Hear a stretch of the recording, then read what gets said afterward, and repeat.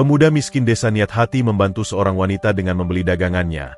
Namun nahas ia malah diracuni dan ditolong oleh CEO kaya raya yang melihatnya tergeletak. Halo sahabat, apa kabar semuanya? Sebelum masuk ke ceritanya, jangan lupa nyalakan subtitle dan subscribe terlebih dahulu ya. Matahari sore mulai tenggelam di balik gedung-gedung pencakar langit, mengecat langit Jakarta dengan warna jingga dan ungu yang memudar. Hakim, pemuda berusia 23 tahun asal sebuah desa kecil di Jawa Timur, duduk bersandar di emperan toko yang sudah tutup, menatap kosong ke arah jalanan yang semakin ramai oleh kendaraan yang melintas. 3 bulan sudah ia mengais rezeki di kota besar ini, namun nasib sepertinya belum juga berpihak. Kakinya terasa pegal setelah seharian menjadi kuli angkut di pasar, membongkar muatan truk-truk yang datang dari berbagai penjuru. Keringat yang mengucur deras sepanjang hari telah mengering, meninggalkan bekas garam di kulitnya yang terbakar matahari. Masih ada Rp10.000 di saku, gumamnya dalam hati sambil merogoh saku celananya yang sudah usang. Uang itu harus cukup untuk makan malam dan mungkin sarapan besok pagi. Ingatannya melayang kepada orang tuanya di desa, yang dengan susah payah mengumpulkan uang untuk bekalnya merantau. Jangan pulang sebelum sukses, nak. Pesan ayahnya yang masih terngiang jelas di telinganya. Namun, melihat kenyataan yang dihadapinya sekarang, kata sukses terasa seperti mimpi di siang bolong. Deru kendaraan, klakson yang saling bersahutan, dan hiruk-pikuk ibu kota seakan mencemooh kegagalannya. Ia menarik napas dalam-dalam, mencoba menenangkan diri yang gelisah. Di depannya, orang-orang berlalu lalang dengan pakaian rapi, tas mahal tergantung di bahu, dan wajah-wajah penuh percaya diri yang membuatnya merasa semakin kecil. Kapan ya aku bisa seperti mereka? Tanyanya dalam hati dengan nada putus asa. Angin sore yang berhembus sepau-sepau tak mampu mendinginkan jiwanya yang panas oleh kecemasan dan kekhawatiran. Ia memutuskan untuk berjalan kaki kembali ke gubuk reot yang disewanya dengan harga murah di kawasan kumuh, menghemat ongkos transportasi yang bisa digunakan untuk membeli sesuap nasi. Langkahnya terasa berat, bagai membawa beban 1000 kilogram di pundaknya. Bertahanlah, Hakim, bisiknya pada diri sendiri sambil mengepalkan tangan. Suatu hari nanti, semua pengorbanan ini akan berbuah manis. Namun, di sudut hatinya yang paling dalam, keraguan mulai tumbuh seperti jamur di musim hujan. Apakah ia mampu mewujudkan impiannya? Atau justru akan pulang dengan tangan hampa dan hati yang terluka? Pertanyaan-pertanyaan itu terus menggodanya, menambah beban yang sudah begitu berat. Setelah berjalan kaki sekitar 2 kilometer, tubuh Hakim mulai terasa lemas dan perutnya keroncongan hebat. Ia memutuskan untuk beristirahat sejenak di sebuah persimpangan jalan yang cukup ramai, di mana pedagang kaki lima mulai berjajar menawarkan berbagai macam makanan dan minuman. Matanya yang jelalatan tiba-tiba tertarik pada sebuah gerobak kopi sederhana yang terletak agak di sudut, sedikit terpisah dari keramaian pedagang lainnya. Seorang wanita muda, mungkin berusia pertengahan 20-an, terlihat sedang membersihkan meja kecil di samping gerobaknya dengan gerakan lamban. Wajahnya yang seharusnya cantik tampak muram dan dipenuhi kepenatan, seolah menyimpan 1000 beban hidup. Yang membuat Hakim semakin tertarik adalah ekspresi putus asa yang terpancar jelas dari sorot matanya yang sayu, seakan menatap sesuatu yang sangat jauh di balik keramaian kota ini. Tanpa disadari, kaki Hakim telah membawanya mendekati gerobak kopi tersebut. Dari kejauhan, ia memperhatikan bagaimana wanita itu sesekali menarik napas panjang sambil melirik gerobaknya yang sepi pengunjung. Beberapa kali orang lewat, tapi tak satu pun yang berhenti untuk memesan kopi. Hakim teringat pada ibunya di desa, yang juga harus berjualan kue setiap pagi demi menambah penghasilan keluarga. Ia melihat bagaimana ibunya terkadang harus tersenyum pada pembeli meski hati sedang sedih. Persis seperti yang sedang dilakukan wanita ini sekarang. Hatinya tergerak oleh rasa empati yang mendalam. Sepertinya dia sedang mengalami hari yang sulit. Batin Hakim sambil mengamati gerak-gerik wanita itu yang terlihat gugup setiap kali ada orang yang mendekat, lalu kembali lesu ketika orang itu terus berjalan. "Selamat sore, Mbak," sapa Hakim dengan suara lembut ketika ia sudah berada tepat di depan gerobak itu. Wanita itu terkejut, seolah tidak menyadari kehadirannya. "Oh, selamat sore, Mas," balasnya dengan suara yang sedikit parau. "Mau pesan apa?" Hakim melihat daftar menu sederhana yang terpampang di depan gerobak. Harganya cukup terjangkau, tapi bagi Hakim saat ini, bahkan untuk secangkir kopi hitam biasa pun ia harus berpikir 2 kali. "Boleh lihat menunya dulu?" Tanya Hakim sambil berpura-pura mempelajari menu. Padahal sebenarnya ia sedang menghitung sisa uang di sakunya. Kopi-kopi di sini enak, Mas, kata wanita itu dengan suara yang berusaha terdengar bersemangat. Saya yang meracik sendiri. Hakim mengangguk sambil memperhatikan tangan wanita itu yang sedikit bergetar saat membersihkan gelas. Nama Mbak siapa? Tanya Hakim sekedar untuk basa-basi. Sari, Mas, jawabnya singkat sambil menunduk. Saya Hakim, balasnya sambil tersenyum kecil. Gerobaknya kok agak sepi ya, Embe? Padahal lokasinya cukup strategis. Sari menghela napas panjang. Iya, Mas. Sudah 3 hari ini sepi sekali. Mungkin karena di ujung sini orang-orang malas lewat. Hakim tahu itu bukan alasan yang sebenarnya. Karena justru di ujung seperti ini biasanya lebih mudah dilihat dari kejauhan. Biasanya rame, Mbak? Tanya Hakim penasaran. Sari menggeleng lemah. Kadang rame, kadang sepi, Mas. Tapi akhir-akhir ini semakin sepi saja. Mungkin karena ada warung kopi baru yang buka di sebelah sana. Ujarnya sambil menunjuk ke arah sebuah kedai kopi modern yang terlihat ramai dikunjungi anak-anak muda. Hakim bisa merasakan keputusasaan dalam suara Sari. Ia melihat ke arah kedai kopi itu, lalu kembali melihat gerobak sederhana ini. Dalam hatinya, ia tahu mana yang lebih membutuhkan pelanggan saat ini. Kalau mau pesan, silakan dulu, Mas.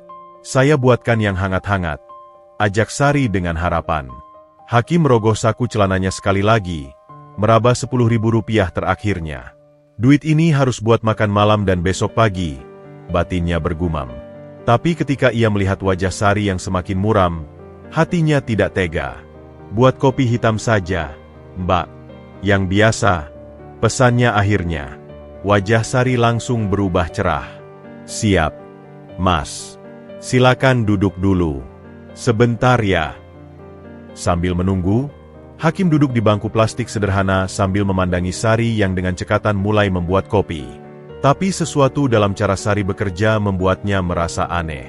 Ada kegugupan berlebihan yang terpancar dari wanita itu, seolah ini adalah pertama kalinya ia melayani pelanggan. Hakim duduk di bangku plastik yang reyot. Tangannya yang berotot akibat bekerja kasar terlipat di atas meja kayu sederhana. Matanya mengikuti setiap gerakan Sari yang sedang menyiapkan kopi pesanannya. Udara sore yang mulai dingin membuatnya menggigil sedikit. Tapi perhatiannya tertuju pada cara Sari membuat kopi yang terlihat ganjil.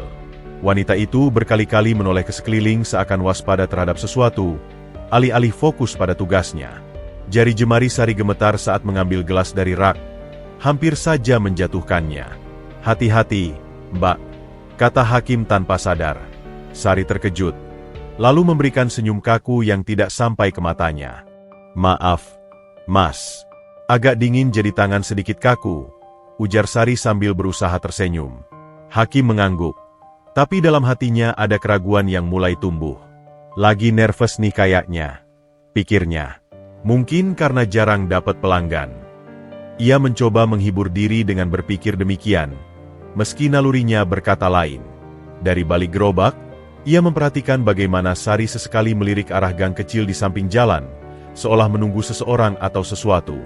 Ritme gerakannya tidak natural, seperti orang yang dipaksa melakukan sesuatu di luar keinginannya. Sudah lama jualan kopi di sini, Mbak? Tanya Hakim mencoba mencairkan suasana. Sari terhenti sejenak, seperti kesulitan mencari jawaban.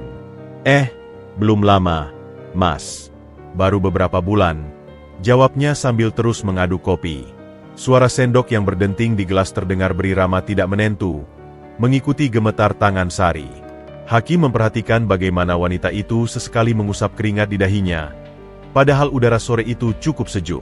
Ada sesuatu yang sangat tidak beres di sini, tapi Hakim tidak bisa menempatkan jarinya pada apa persisnya. Tiba-tiba, dari balik bahu Sari, Hakim melihat sesuatu yang membuat darahnya berhenti sejenak. Saat Sari membelakangi dia untuk mengambil gula, dengan gerakan cepat dan hampir tak terlihat, tangan kanannya merogoh saku apron dan mengeluarkan bungkus kecil berwarna putih. Dengan cekatan, jari jemarinya yang ramping membuka bungkus itu dan menaburkan isinya ke dalam gelas kopi. Mbak, itu, kata Hakim setengah berbisik, tapi suaranya tertahan oleh keraguan. Mungkin itu hanya bubuk krimer atau gula halus. Batinnya mencoba meyakinkan diri. Ada apa, Mas? Tanya Sari dengan wajah polos, seolah tidak terjadi apa-apa. Tatapannya yang tadi menghindar sekarang justru menatap lurus ke mata Hakim, seakan menantang. Tidak apa-apa, jawab Hakim ragu-ragu. Kopinya tidak usah terlalu manis. Sari mengangguk sambil tersenyum, tapi senyumannya kali ini terasa lebih dingin. Tenang saja, Mas. Sudah saya atur manisnya. Hakim merasa ada tekanan dalam kata-kata terakhir Sari. Ia mulai merasa tidak nyaman, tapi rasa malunya untuk berprasangka buruk pada orang yang sedang berusaha mencari nafkah mengalahkan kewaspadaannya. Ini kopinya, Mas. Ujar Sari dengan suara datar saat menaruh gelas di depan Hakim. Uap panas mengepul dari permukaan cairan hitam pekat itu. Harga 10.000, Mas. Hakim mengeluarkan uang terakhirnya dengan perasaan campur aduk. Ia memperhatikan gelas kopi itu, mencoba mencari tanda-tanda yang mencurigakan. Tapi semuanya terlihat normal, seperti secangkir kopi hitam biasa. Mungkin aku hanya paranoid karena lapar, bisiknya dalam hati. Atau mungkin karena 3 bulan hidup di kota besar telah membuatnya menjadi terlalu curiga pada semua orang. Sambil menyerahkan uang, Hakim mencoba sekali lagi membaca ekspresi Sari. Terima kasih, Mbak. Semoga lancar rezekinya. Sari menerima uang itu dengan cepat, menyimpannya tanpa menghitung. Amin, Mas. Silakan dinikmati kopinya selagi hangat. Ada desakan aneh dalam suaranya, seperti ingin Hakim segera meminum kopi itu dan pergi. Hakim mengangkat gelas, aroma kopi yang seharusnya menenangkan justru membuatnya gelisah. Di balik aroma kopi yang harum, ia mencium sesuatu yang asing, aroma kimia yang samar tapi cukup untuk membuat indranya waspada. Dengan perasaan ragu-ragu, Hakim menyeruput kopi itu. Rasanya berbeda. Di balik pahitnya kopi, ada aftertaste aneh yang melekat di lidahnya, semacam pahit yang tidak wajar. Kopinya agak aneh rasanya, Mbak, komentar Hakim sambil mengerutkan kening. Sari tiba-tiba terlihat panik. Oh, mungkin karena saya pakai biji kopi spesial, Mas. Dari daerah tertentu. Alasannya terdengar dipaksakan. Hakim ingin berkata lagi, tapi tiba-tiba kepalanya mulai terasa pusing. Matanya berkunang-kunang, dan gelas di tangannya terasa semakin berat. Apa yang? Ucapnya lemah sebelum suaranya hilang ditelan kegelapan yang semakin mendekat. Seteguk pertama kopi menyusuri kerongkongan Hakim dengan rasa yang tidak biasa. Di balik pahitnya kopi yang seharusnya familiar, ada aftertaste logam dan pahit yang tidak wajar, seperti campuran bahan kimia yang tidak seharusnya ada dalam secangkir kopi. Mbak, kopinya. Protes Hakim dengan suara yang mulai serak, tapi lidahnya sudah terasa kaku dan mati rasa. Dari kejauhan, ia melihat wajah Sari yang tadi polos kini berubah drastis.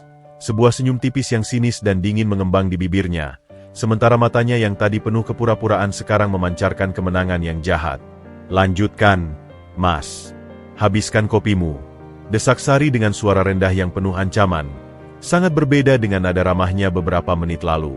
Hakim berusaha berdiri, tapi kakinya terasa seperti dijejali beton. Dunia di sekelilingnya mulai berputar dengan cepat. Lampu-lampu kota yang tadi terang benderang kini berubah menjadi gumpalan-gumpalan cahaya buram yang menari-nari di depan matanya. Apa yang kau lakukan? Gagapnya dengan susah payah, sambil berusaha mempertahankan kesadaran yang semakin memudar. Sari mendekat dengan langkah percaya diri. Wajahnya hanya beberapa senti dari Hakim. Maaf, Nak, bisnis harus terus berjalan, bisiknya dengan dingin. Napas Hakim menjadi sesak. Dadanya terasa seperti dihimpit beban berat. Ia berusaha berteriak minta tolong, tapi suaranya hanya keluar sebagai desisan lemah yang tidak berarti. Tangannya yang gemetar berusaha meraih ponsel tua di saku celananya, tapi jari-jarinya sudah tidak bisa lagi dikendalikan. Tolong. Rangnya lemah, tapi orang-orang yang lalu lalang tidak ada yang memperhatikan. Bagi mereka, Hakim hanyalah seorang pemabuk atau pengemis yang tergeletak di trotoar. Jangan melawan, Mas. Semakin kau melawan, semakin sakit yang kau rasakan, ujar Sari sambil dengan santai mulai mengemas beberapa barang di gerobaknya, seolah bersiap untuk pergi. Hakim merasakan panas yang membara di perutnya, seperti ada api yang menyala-nyala di dalam lambungnya. Keringat dingin membasahi seluruh tubuhnya. dan penglihatannya mulai menyempit seperti terowongan gelap yang semakin lama semakin sempit. "Kenapa? Kenapa kau lakukan ini?" tanya hakim dengan sisa kekuatan yang masih tersisa. Ia melihat dengan samar-samar saat Sari dengan cepat memeriksa saku celananya, mengambil sisa uang yang tadi diberikan, bahkan merampas ponsel tuanya yang sudah tidak bernilai. "Kebutuhan, Mas. Hidup di kota ini keras," jawab Sari singkat sambil melanjutkan aksinya dengan efisien, seperti seorang profesional yang telah melakukan ini berkali-kali. Hakim merasakan air mata panas menetes di pelipisnya, bukan karena rasa sakit fisik yang tak tertahankan, tapi karena pengkhianatan yang begitu dalam. Niat baiknya untuk membantu sesama justru berbalas racun dan pencurian. "Ibu, maafkan aku," bisiknya pelan, sambil merasakan kesadarannya semakin menjauh. Ia teringat wajah orang tuanya di desa, yang dengan susah payah mengumpulkan uang untuk bekalnya merantau. Kini, bukan hanya uang dan ponselnya yang hilang, tapi mungkin juga nyawanya. Dengan usaha terakhir, Hakim mencoba merangkak menjauhi gerobak kopi itu, tapi tubuhnya sudah tidak lagi menuruti perintah. Ia terjatuh dengan wajah menghadap trotoar yang kotor, menghirup debu dan polusi kota yang telah menjadi saksi bisu kejahatan ini. Dari kejauhan, ia mendengar suara gerobak yang didorong pergi, meninggalkannya dalam kesendirian dan penderitaan. Suara klakson kendaraan dan deru mesin menjadi soundtrack kematiannya yang perlahan-lahan. "Tidak, tidak boleh. Aku harus bertahan," gumamnya dalam hati, tapi kegelapan sudah mulai menyelimuti kesadarannya. Warna-warna di sekitarnya memudar menjadi abu-abu, lalu hitam pekat. Nafasnya menjadi tersengal-sengal, dan detak jantungnya terasa seperti drum yang dipukul pelan di kejauhan. Kegelapan mulai menyelimuti kesadaran Hakim ketika deru mesin halus sebuah Mercedes hitam mewah berhenti tepat di sebelahnya. Dari dalam mobil, Pak Ridwan, 45, CEO Grup Ridwan, sedang menyelesaikan panggilan telepon penting dengan salah satu direktur perusahaannya. "Data itu harus ada di meja saya besok pagi, tanpa alasan," ujarnya tegas sebelum menutup ponselnya. Matanya yang tajam secara tidak sengaja menangkap bayangan tubuh tergeletak di trotoar. "Apa itu, Budi?" tanyanya pada sopirnya yang setia. "Sepertinya ada orang mabuk, Pak," jawab Budi sambil bersiap untuk melanjutkan perjalanan. Namun sesuatu dalam naluri bisnis Pak Ridwan yang terasah selama puluhan tahun membuatnya tidak bisa mengalihkan pandangan. Ada yang tidak beres dengan pemandangan itu. "Tunggu sebentar," perintah Pak Ridwan sambil membuka kaca jendela. Matanya yang berpengalaman segera menangkap detail-detail yang tidak biasa. Posisi tubuh Hakim yang tergeletak tidak wajar, pakaiannya yang sederhana tapi rapi, dan yang paling penting, tidak ada bau alkohol yang tercium meski jaraknya hanya beberapa meter. "Ini bukan orang mabuk, Budi," gumamnya sambil membuka pintu mobil. "Tolong bantu saya periksa." Budi terkejut. "Tapi, Pak, bisa berbahaya. Biar saya saja yang..." "Cepat," potong Pak Ridwan dengan suara yang tidak bisa ditolak. Dengan langkah cepat, Pak Ridwan mendekati tubuh Hakim yang sudah tidak bergerak. Ia berlutut di trotoar yang kotor tanpa ragu, sesuatu yang tidak pernah dilakukannya selama bertahun-tahun. Jari-jarinya yang biasanya memegang dokumen penting sekarang dengan terampil memeriksa nadi Hakim. Mas, bisa dengar suara saya?" tanyanya sambil menggoyang-goyang pundak Hakim dengan lembut. Tidak ada respon. Pak Ridwan memperhatikan bibir Hakim yang mulai membiru dan keringat dingin yang masih membasahi wajahnya. Pengalamannya sebagai mantan relawan medis di masa mudanya membuatnya segera menyadari ini adalah gejala keracunan, bukan mabuk biasa. "Budi, bantu saya bawa dia ke mobil. Cepat," perintah Pak Ridwan dengan suara tegas. Sopirnya yang masih ragu-ragu segera melaksanakan perintah. "Tapi, Pak, mobilnya baru saja dicuci." "Bodoh amat dengan mobil. Nyawa orang ini lebih penting," bentak Pak Ridwan sambil membantu mengangkat tubuh Hakim yang lemas. Dengan susah payah, mereka berhasil membaringkan Hakim di kursi belakang mobil mewah itu. Pak Ridwan tidak peduli dengan jas mahalnya yang sekarang kusut dan bernoda. "Ke rumah sakit terdekat. Tercepat," perintahnya pada Budi yang sudah kembali ke kemudi. Selama perjalanan, Pak Ridwan terus memantau kondisi Hakim. Ia menopang kepala pemuda itu dengan lap yang diambil dari bagasi, memperhatikan napasnya yang semakin lemah. "Bertahanlah, Nak," bisiknya sambil mengusap dahi Hakim yang dingin. Ada sesuatu di wajah pemuda ini yang mengingatkannya pada dirinya sendiri 30 tahun lalu. Seorang pemuda desa yang datang ke Jakarta dengan hanya berbekal semangat dan tekad. Budi, telepon Dr. Andi. Katakan kita akan tiba dalam 10 menit. Siapkan tim medis terbaik. Perintahnya lagi sambil mencoba membersihkan busa halus yang mulai keluar dari mulut Hakim. Mobil meluncur cepat menerobos lampu merah dengan klakson yang terus berbunyi. Pak Ridwan tidak peduli dengan tilang atau protokol. Matanya tidak lepas dari wajah pucat Hakim. "Siapa namamu, Nak?" tanyanya lembut, meski tahu tidak akan mendapat jawaban. "Apa yang terjadi padamu?" Dalam hatinya, ia berjanji akan menemukan jawabannya. Kota ini mungkin keras, tapi sebagai seseorang yang telah berhasil melewati semua rintangan, ia merasa bertanggung jawab untuk membantu mereka yang masih terjebak dalam kerasnya kehidupan ibu kota. "Sudah sampai, Pak?" teriak Budi saat mobil berhenti mendadak di depan pintu gawat darurat. Beberapa perawat sudah menunggu dengan tandu. Pak Ridwan turun dengan cepat. "Ini korban keracunan. Gejalanya mulai 10 menit yang lalu," ujarnya pada dokter jaga yang bergegas mendekat. Sambil berjalan mengikuti tandu, ia tidak lupa memberikan kartu namanya. "Saya yang bertanggung jawab atas semuanya. Berikan pengobatan terbaik, tanpa memandang biaya." Dokter itu mengangguk cepat sebelum membawa Hakim ke ruang resusitasi. Pak Ridwan berdiri di depan pintu UGD. Jas mahalnya masih basah oleh keringat dan kotor, tapi hatinya merasa tenang karena telah melakukan hal yang benar. Siapapun pemuda ini, nasib telah mempertemukan mereka, dan Pak Ridwan bukanlah orang yang mengabaikan takdir. Pintu UGD terkatup rapat, meninggalkan Pak Ridwan di koridor rumah sakit yang steril dan sunyi. Dari balik pintu kaca berbayang, ia bisa melihat siluet tim medis yang bergerak cepat mengelilingi tubuh tak bergerak Hakim. Suara monitor yang berbunyi ritmis, diselingi perintah-perintah singkat dari dokter, terdengar samar-samar. "Presure 80-50. ECG menunjukkan aritmia," teriak seorang perawat. Pak Ridwan menghela napas panjang. Tangannya tergenggam erat. Jas Armaninya yang biasanya tanpa cacat kini bernoda dan kusam, tapi pikirannya sama sekali tidak pada penampilannya. "Seharusnya aku lebih cepat bertindak," gumamnya pada diri sendiri, mata tak lepas dari aktivitas di balik pintu. Budi, sopirnya, mendekat dengan segelas air. "Sudah minum, Pak?" Kasihan sekali pemuda itu. Pak Ridwan menggeleng, menolak tawaran itu. "Aku tidak haus, Budi. Tapi terima kasih." Perhatiannya kembali tertuju ke UGD ketika seorang perawat keluar dengan tergesa-gesa. Wajahnya serius. "Apakah ada keluarga yang bisa kami hubungi?" tanya perawat itu. Pak Ridwan menggeleng. "Saya yang menemukannya. Dia sendirian."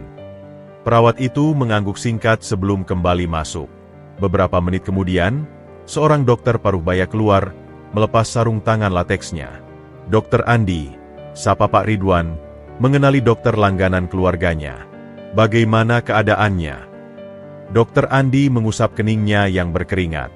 "Kritis, Ridwan. Dia keracunan zat yang sangat berbahaya, kemungkinan campuran logam berat dan senyawa organofosfat. Beberapa menit lagi bisa berakibat fatal." Pak Ridwan mengerutkan kening. Wajahnya berkerut khawatir. "Tapi ada harapan. Kami sudah melakukan gastrik lavage dan memberikan antidotum," jelas Dokter Andi sambil menunjuk ke dalam. "Tapi yang paling mengkhawatirkan adalah dampak pada sistem sarafnya. Zat ini sangat tidak biasa. Bukan racun biasa." Pak Ridwan menarik napas dalam. Dia akan bertahan. Dokter Andi menghela napas. 50-50. Tapi dengan perawatan intensif. Dokter itu tidak menyelesaikan kalimatnya. Tapi Pak Ridwan mengerti. "Lakukan segalanya, Andi. Biaya bukan masalah. Aku ingin dia mendapat perawatan terbaik." Dokter Andi mengangguk. "Kami sudah memanggil konsultan toksikologi." "Tapi Ridwan..." Dokter itu menatapnya dalam-dalam. "Kamu yakin mau menanggung semua ini? Kita bahkan tidak tahu siapa dia." Pak Ridwan menatap balik tanpa ragu. "Dia adalah seseorang yang membutuhkan pertolongan. Itu cukup bagi saya." Dokter Andi mengangguk hormat sebelum kembali ke ruang UGD. Pak Ridwan kemudian mengeluarkan ponselnya, menelepon asisten pribadinya. "Rina, batalkan semua janji saya hari ini. Dan carilah informasi tentang seorang pemuda, pertengahan 20-an, ditemukan tidak sadar di Jalan Sudirman sekitar setengah jam yang lalu." Sambil menunggu, Pak Ridwan duduk di bangku plastik keras di koridor. Pikirannya melayang ke masa lalu, 30 tahun silam, ketika ia pertama kali tiba di Jakarta dengan hanya sebuah koper tua dan impian besar. Ia ingat betapa berbahayanya kota ini bagi pendatang baru, dan bagaimana nyawanya sendiri hampir melayang beberapa kali. "Tuhan, lindungi pemuda ini," bisiknya. Dia pasti memiliki keluarga yang menunggunya di rumah. Beberapa jam berlalu sebelum Dokter Andi kembali keluar. Kali ini dengan wajah sedikit lebih cerah. Keajaiban, Ridwan. Tensinya mulai stabil. Dia berhasil melewati masa kritis. Pak Ridwan menghela napas lega. Bahunya yang tegang akhirnya relaks. "Bisa saya temui dia?" "Masih di ICU.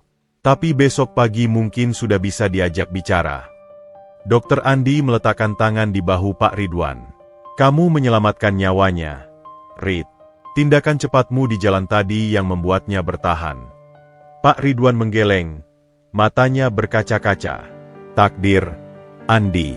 Hanya takdir yang mempertemukan kami." Saat ia berjalan menuju ICU, sebuah tekad bulat terbentuk dalam hatinya. Tidak hanya akan menyelamatkan nyawa pemuda ini, tapi juga memberinya kesempatan kedua dalam hidup. Kesadaran kembali kepada Hakim secara perlahan, seperti kabut yang tersingkap di pagi hari. Pertama-tama yang ia rasakan adalah bau disinfektan yang menusuk hidung. Lalu suara bip monitor jantung yang stabil namun mengganggu. Matanya terbuka berat, mengedip berkedip menyesuaikan dengan cahaya lampu neon yang terang. Langit-langit putih dan steril memenuhi pandangannya. "Di mana aku?" Suaranya parau, hampir tak terdengar. Seorang perawat yang sedang memeriksa infusnya segera mendekat. "Selamat pagi. Anda sedang di rumah sakit," ujar perawat itu dengan suara lembut.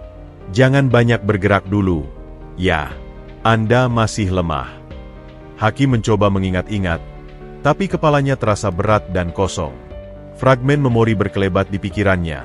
Sebuah gerobak kopi, seorang wanita, secangkir minuman hitam, lalu kegelapan. Apa yang terjadi?" tanyanya. Mencoba duduk tapi seluruh tubuhnya terasa sakit dan lemas. Dokter Andi masuk ke dalam ruangan dengan chart pasien di tangan. "Selamat, pemuda. Anda sudah melewati masa kritis." Dokter itu mendekati tempat tidur dengan senyum kecil. "Bisa Anda ingat nama Anda?" "Hakim," jawabnya pelan. "Saya, keracunan." Dokter Andi mengangguk serius. "Ya, racun yang cukup berbahaya. Untungnya Anda dibawa ke sini tepat waktu." Hakim menelan ludah. Rasa pahit masih tersisa di lidahnya. "Siapa yang membawa saya?" Sebelum Dokter Andi sempat menjawab, pintu kamar ICU terbuka dan Pak Ridwan masuk dengan membawa beberapa dokumen. "Selamat pagi," sapa pria itu dengan hangat. "Senang melihat Anda sudah sadar." Hakim memandangi pria berpenampilan elegan itu dengan bingung. "Anda siapa?"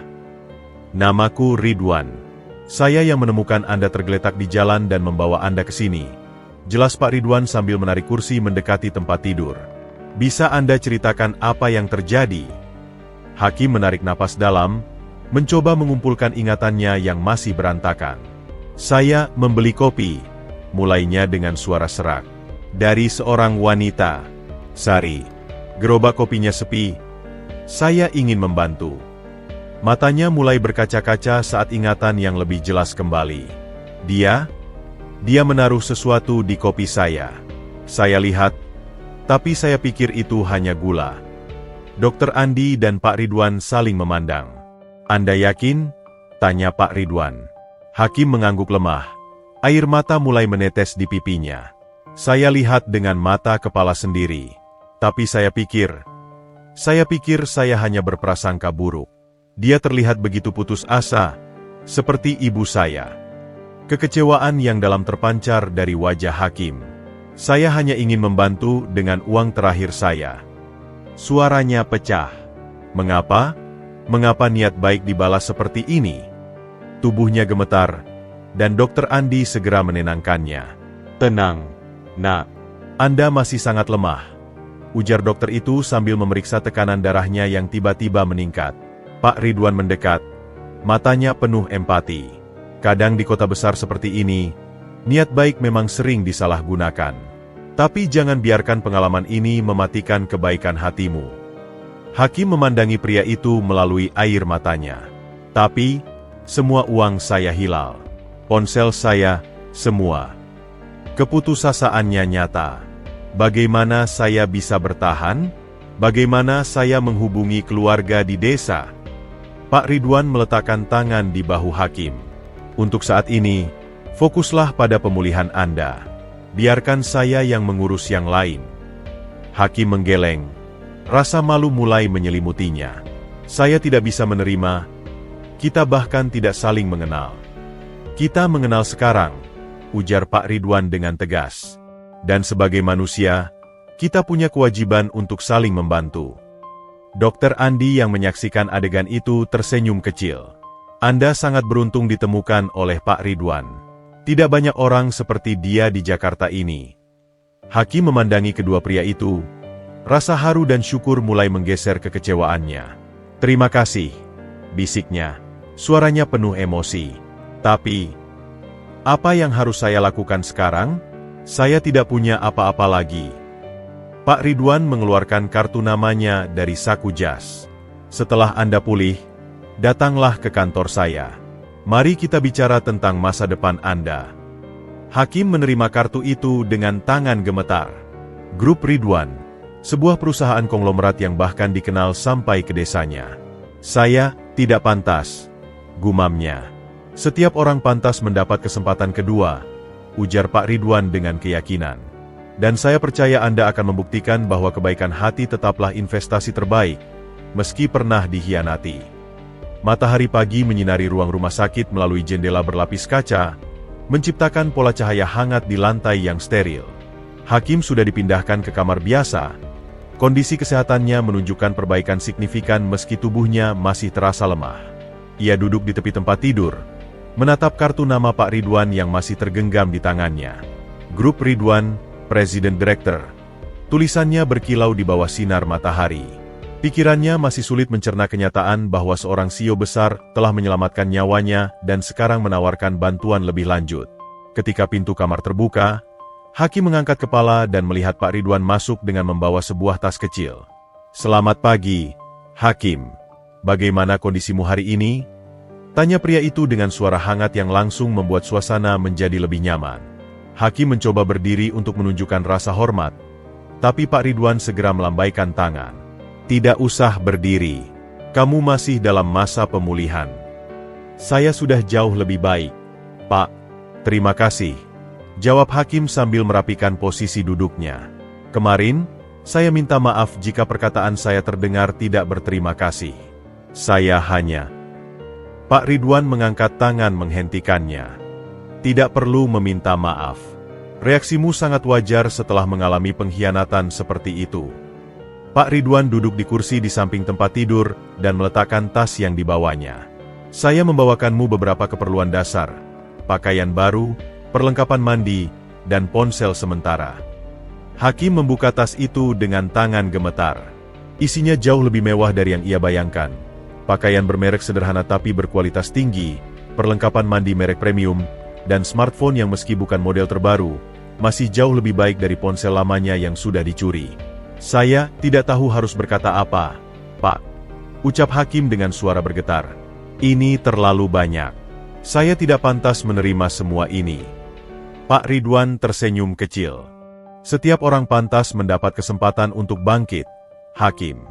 Dan saya percaya ada alasan tertentu mengapa takdir mempertemukan kita. Hakim menunduk, mencoba menyembunyikan air mata yang mulai menggenang di matanya. Tapi saya hanya pemuda miskin dari desa, Pak. Tidak punya pendidikan tinggi, tidak punya keahlian khusus. Apa yang bisa saya tawarkan pada perusahaan besar seperti Grup Ridwan? Pak Ridwan menghela napas, matanya menerawang sejenak. 25 tahun yang lalu, saya persis seperti kamu.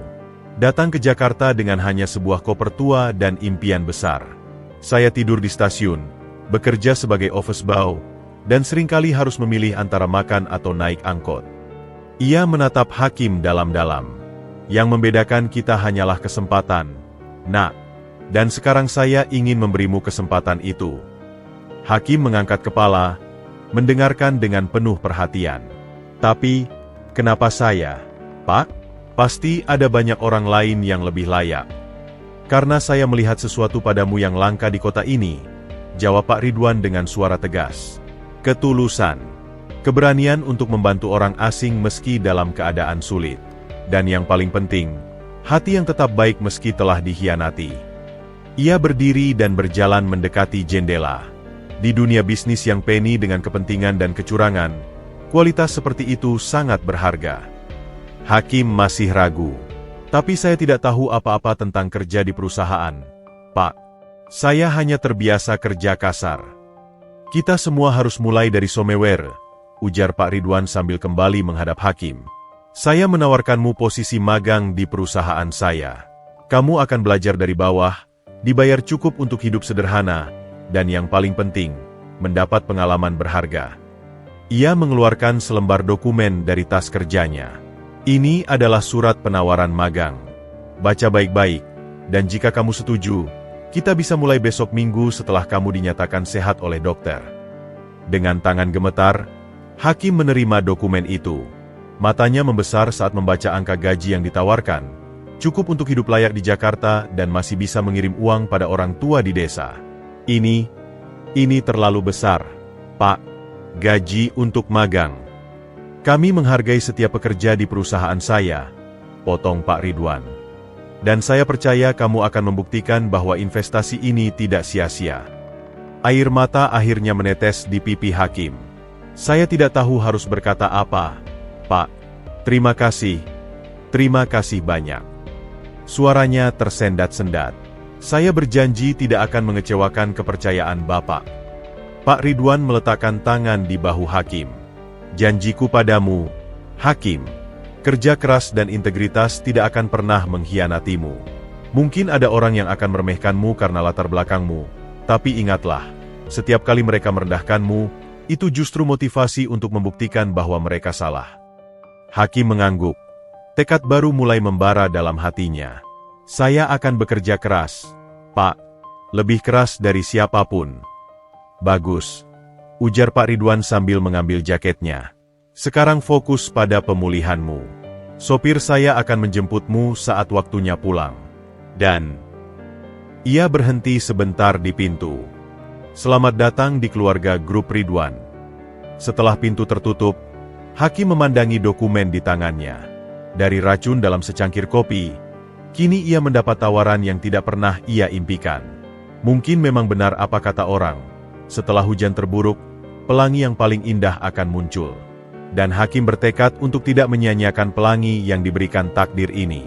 Pintu kaca geser otomatis terbuka dengan suara halus, menyambut Hakim ke dalam lobi gedung grup Ridwan yang megah.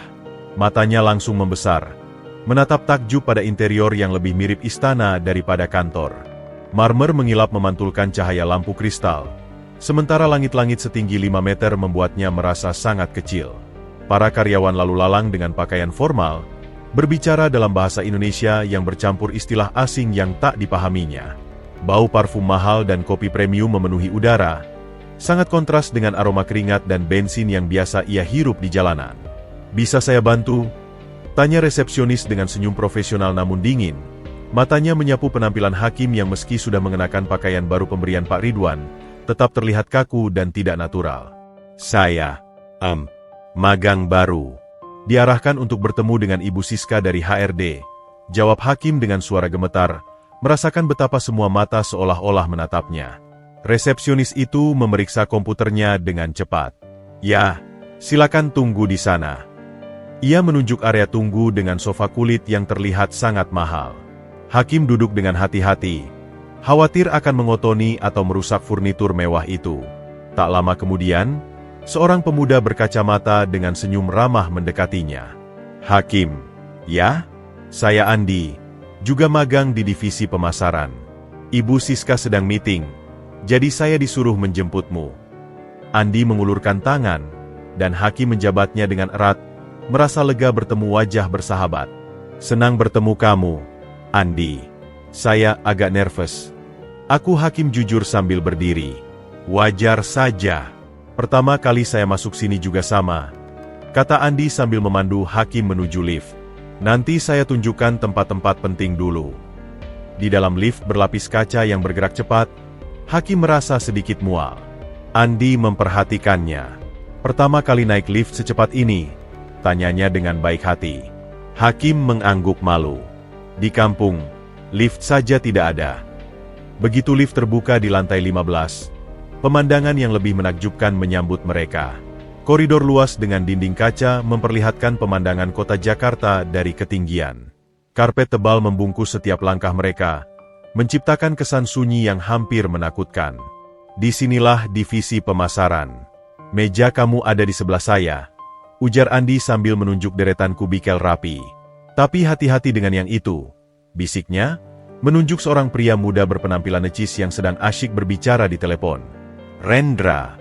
Dia senior yang paling baik dihindari. Tiba-tiba, suara keras memecah keheningan. Jadi ini anak baru yang katanya spesial, itu. Rendra mendekat dengan langkah percaya diri. Matanya memandang rendah dari ujung kepala sampai ujung kaki Hakim. Langsung direkrut sama Pak Ridwan sendiri. Ya? Pasti punya koneksi khusus nih. Hakim merasa darahnya mendidih. Tapi ia mengingat nasihat Pak Ridwan. Saya Hakim. Senang bertemu Anda, ucapnya sambil mengulurkan tangan, berusaha tetap sopan. Rendra menyambit jabatan tangan itu dengan malas. Jangan harap perlakuan spesial di sini. Di divisi pemasaran, kita dinilai dari kemampuan, bukan dari siapa yang kita kenal. Ia kemudian melemparkan setumpuk dokumen setebal 5 cm ke meja Hakim. Data 5 tahun terakhir. Saya butuh analisis tren penjualan per kuartal besok pagi. Jangan coba-coba minta bantuan siapa-siapa. Andi membuka mulut ingin protes, tapi Rendra sudah berbalik dan pergi. Jangan khawatir, bisik Andi pada Hakim yang terlihat pucat. Itu pekerjaan yang biasanya dikerjakan tim selama seminggu. Duduk di kursi kerjanya yang baru, Hakim memandangi tumpukan dokumen dan komputer canggih di depannya. Jari-jarinya yang biasa memegang pacul dan memanggul barang terasa kaku mengetik keyboard. Segala sesuatu terasa asing, dari software komputer yang rumit hingga bahasa Inggris yang sering digunakan dalam percakapan rekan kerjanya. Di sini, untuk buka file harus pakai password ini, bantu Andi memperhatikan kebingungan Hakim. Nanti saya ajari step by step. Saya tidak tahu harus mulai dari mana, aku Hakim dengan putus asa. Matanya masih terpaku pada tumpukan dokumen. Di desa, pekerjaan saya jelas. Angkat ini, bawa itu. Di sini, semuanya abstrak. Kamu akan terbiasa, hibur Andi. Yang penting jangan menyerah. Dan ingat, tambahnya dengan senyum, kamu punya saya sebagai teman di sini. Saat jam makan siang tiba, Andi membawa Hakim ke kantin perusahaan yang lebih mirip restoran bintang 5. Hakim hampir tidak bisa mempercayai matanya saat melihat berbagai macam makanan gratis dengan kualitas tinggi. Semua gratis? Tanyanya tak percaya. Andi tertawa. Salah satu benefit kerja di sini. Coba yang itu, enak kok. Namun, saat mereka mengantri, Hakim mendengar bisikan-bisikan dari beberapa karyawan. Itu dia anak baru yang diselamatkan Pak Ridwan. Katanya nyaris tewas diracuni. Diajak magang karena kasihan kayaknya. Hakim berusaha mengabaikan komentar-komentar itu, tapi rasanya seperti ditusuk-tusuk jarum. Ia mengambil nasi dan lauk secukupnya, duduk di sudut yang agak sepi bersama Andi. Jangan dengarkan mereka, kata Andi sambil menyuap makanannya. Mereka hanya iri karena perhatian yang kamu dapat dari bos besar. Hakim menghela napas. Mungkin mereka benar. Saya memang tidak pantas ada di sini. Siapa bilang? Sahut Andi. Pak Ridwan terkenal sebagai orang yang tajam dalam menilai karakter. Kalau dia percaya padamu, pasti ada alasannya. Sepulang kerja hari pertama, Hakim berjalan keluar gedung dengan kepala penuh pertanyaan dan hati yang campur aduk. Kota Jakarta yang dulu terasa keras dan kejam, kini memberinya kesempatan. Tapi apakah ia cukup kuat untuk menghadapi tantangan dunia baru ini? Hanya waktu yang bisa menjawab. Minggu pertama Hakim di grup Ridwan berlalu dengan perpaduan antara keajaiban dan keputusasaan. Setiap pagi, ia masih merasa seperti seorang penipu yang menyusup ke dalam dunia asing. Namun berkat bantuan Andi yang tak kenal lelah, ia perlahan mulai memahami dasar-dasar pekerjaannya. Komputer yang awalnya menakutkan kini mulai bisa ia operasikan untuk tugas-tugas sederhana, meski masih dengan kecepatan yang jauh lebih lambat dari rekan-rekan lainnya. Untuk meeting besok, kita perlu menyiapkan laporan analisis kuartal ketiga, ujar Bu Siska, Kepala Divisi Pemasaran, dalam briefing pagi. Rendra, kamu yang memimpin tim untuk presentasi ini. Bawa anggota baru untuk pengalaman. Rendra menyunggingkan senyum tipis yang penuh arti. Tentu, Bu. Hakim bisa membantu saya menyiapkan data penjualan regional. Itu tugas yang cocok untuk pemula. Sepanjang hari, Hakim berkutat dengan spreadsheet raksasa yang berisi data penjualan dari berbagai daerah. Jari-jarinya yang masih kaku menari di atas keyboard, memasukkan angka dan formula yang diajarkan Andi. Saat sore hari, Rendra mendatanginya dengan wajah ramah yang tidak biasa. Sudah selesai? Tanya Rendra sambil melihat layar komputer Hakim. Sebentar lagi, Ren. Tinggal finalisasi saja. Jawab Hakim yang masih fokus pada pekerjaannya. Biarkan saya bantu memeriksa, ujar Rendra sambil mendorong kursi mendekat. Dengan beberapa klik cepat, ia seolah-olah memeriksa data. Bagus, tinggal simpan dan kirim ke email saya. Besok pagi kita presentasi bersama. Hakim merasa lega. Mungkin Rendra tidak seburuk yang dikatakan orang. Ia menyimpan file dan mengirimkannya seperti yang diminta sebelum pulang dengan perasaan puas. Keesokan paginya, ruang meeting lantai 18 dipenuhi para manajer divisi. Hakim duduk di kursi paling belakang. Jantung berdebar kencang. Ini adalah pertama kalinya ia menghadiri meeting penting. Sekarang, presentasi dari tim analisis penjualan regional. Announcer menyebut nama Rendra. Rendra berdiri dengan percaya diri, membuka presentasinya dengan slide pertama. Namun ketika sampai pada data yang disiapkan Hakim, wajahnya berubah pucat. Ada yang tidak beres dengan data ini, gumamnya dengan suara cukup keras untuk didengar semua orang. Bu Siska langsung menyorot. Apa masalahnya, Rendra? Data yang disiapkan Hakim, semuanya salah. Angka penjualan daerah timur menunjukkan kenaikan 200%, padahal seharusnya turun 15%. Keluh Rendra dengan wajah kepura-puraan. Semua mata tertuju pada Hakim yang duduk membeku. Itu tidak mungkin, bata Hakim dengan suara gemetar. Saya sudah cek berulang kali kemarin. Rendra mengklik mouse, menunjukkan spreadsheet asli. Lihat sendiri. Formula yang digunakan salah semua. Ini akan membuat kita mengambil keputusan yang keliru. Hakim berdiri, kakinya terasa seperti jeli. Tapi, saya sudah kirim file yang benar. Kemarin Rendra sendiri yang memeriksanya. Rendra memandangnya dengan sinis. Jangan coba-coba menyalahkan saya. Kemarin saya hanya bilang akan memeriksa, tapi kamu sudah langsung mengirim tanpa konfirmasi. Ruangan menjadi senyap. Hakim bisa merasakan pandangan menghakimi dari semua orang. Bu Siska menghela napas berat. Hakim, saya kecewa. Ini kesalahan yang sangat fatal. Dengan panik, Hakim mencari-cari di tasnya. Saya punya backup di flash disk. Tangannya yang gemetar mencoba memasukkan flash disk ke laptop presentasi. Tidak usah buang-buang waktu, potong Rendra. Saya sudah memperbaiki data ini semalaman. Tapi lain kali, tolong lebih berhati-hati. Saat Rendra melanjutkan presentasi dengan data yang diperbaiki, Hakim duduk dengan perasaan hancur. Ia yakin data yang ia kerjakan sudah benar. Ada sesuatu yang tidak beres. Setelah meeting, Andi menghampirinya dengan wajah khawatir. Aku lihat apa yang terjadi. Rendra sengaja menghancurkanmu. Tapi bagaimana? File yang aku kirim sudah benar.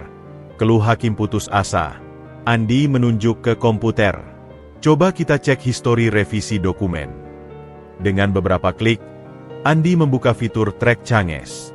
Mata mereka berdua membesar ketika melihat bukti yang tak terbantahkan.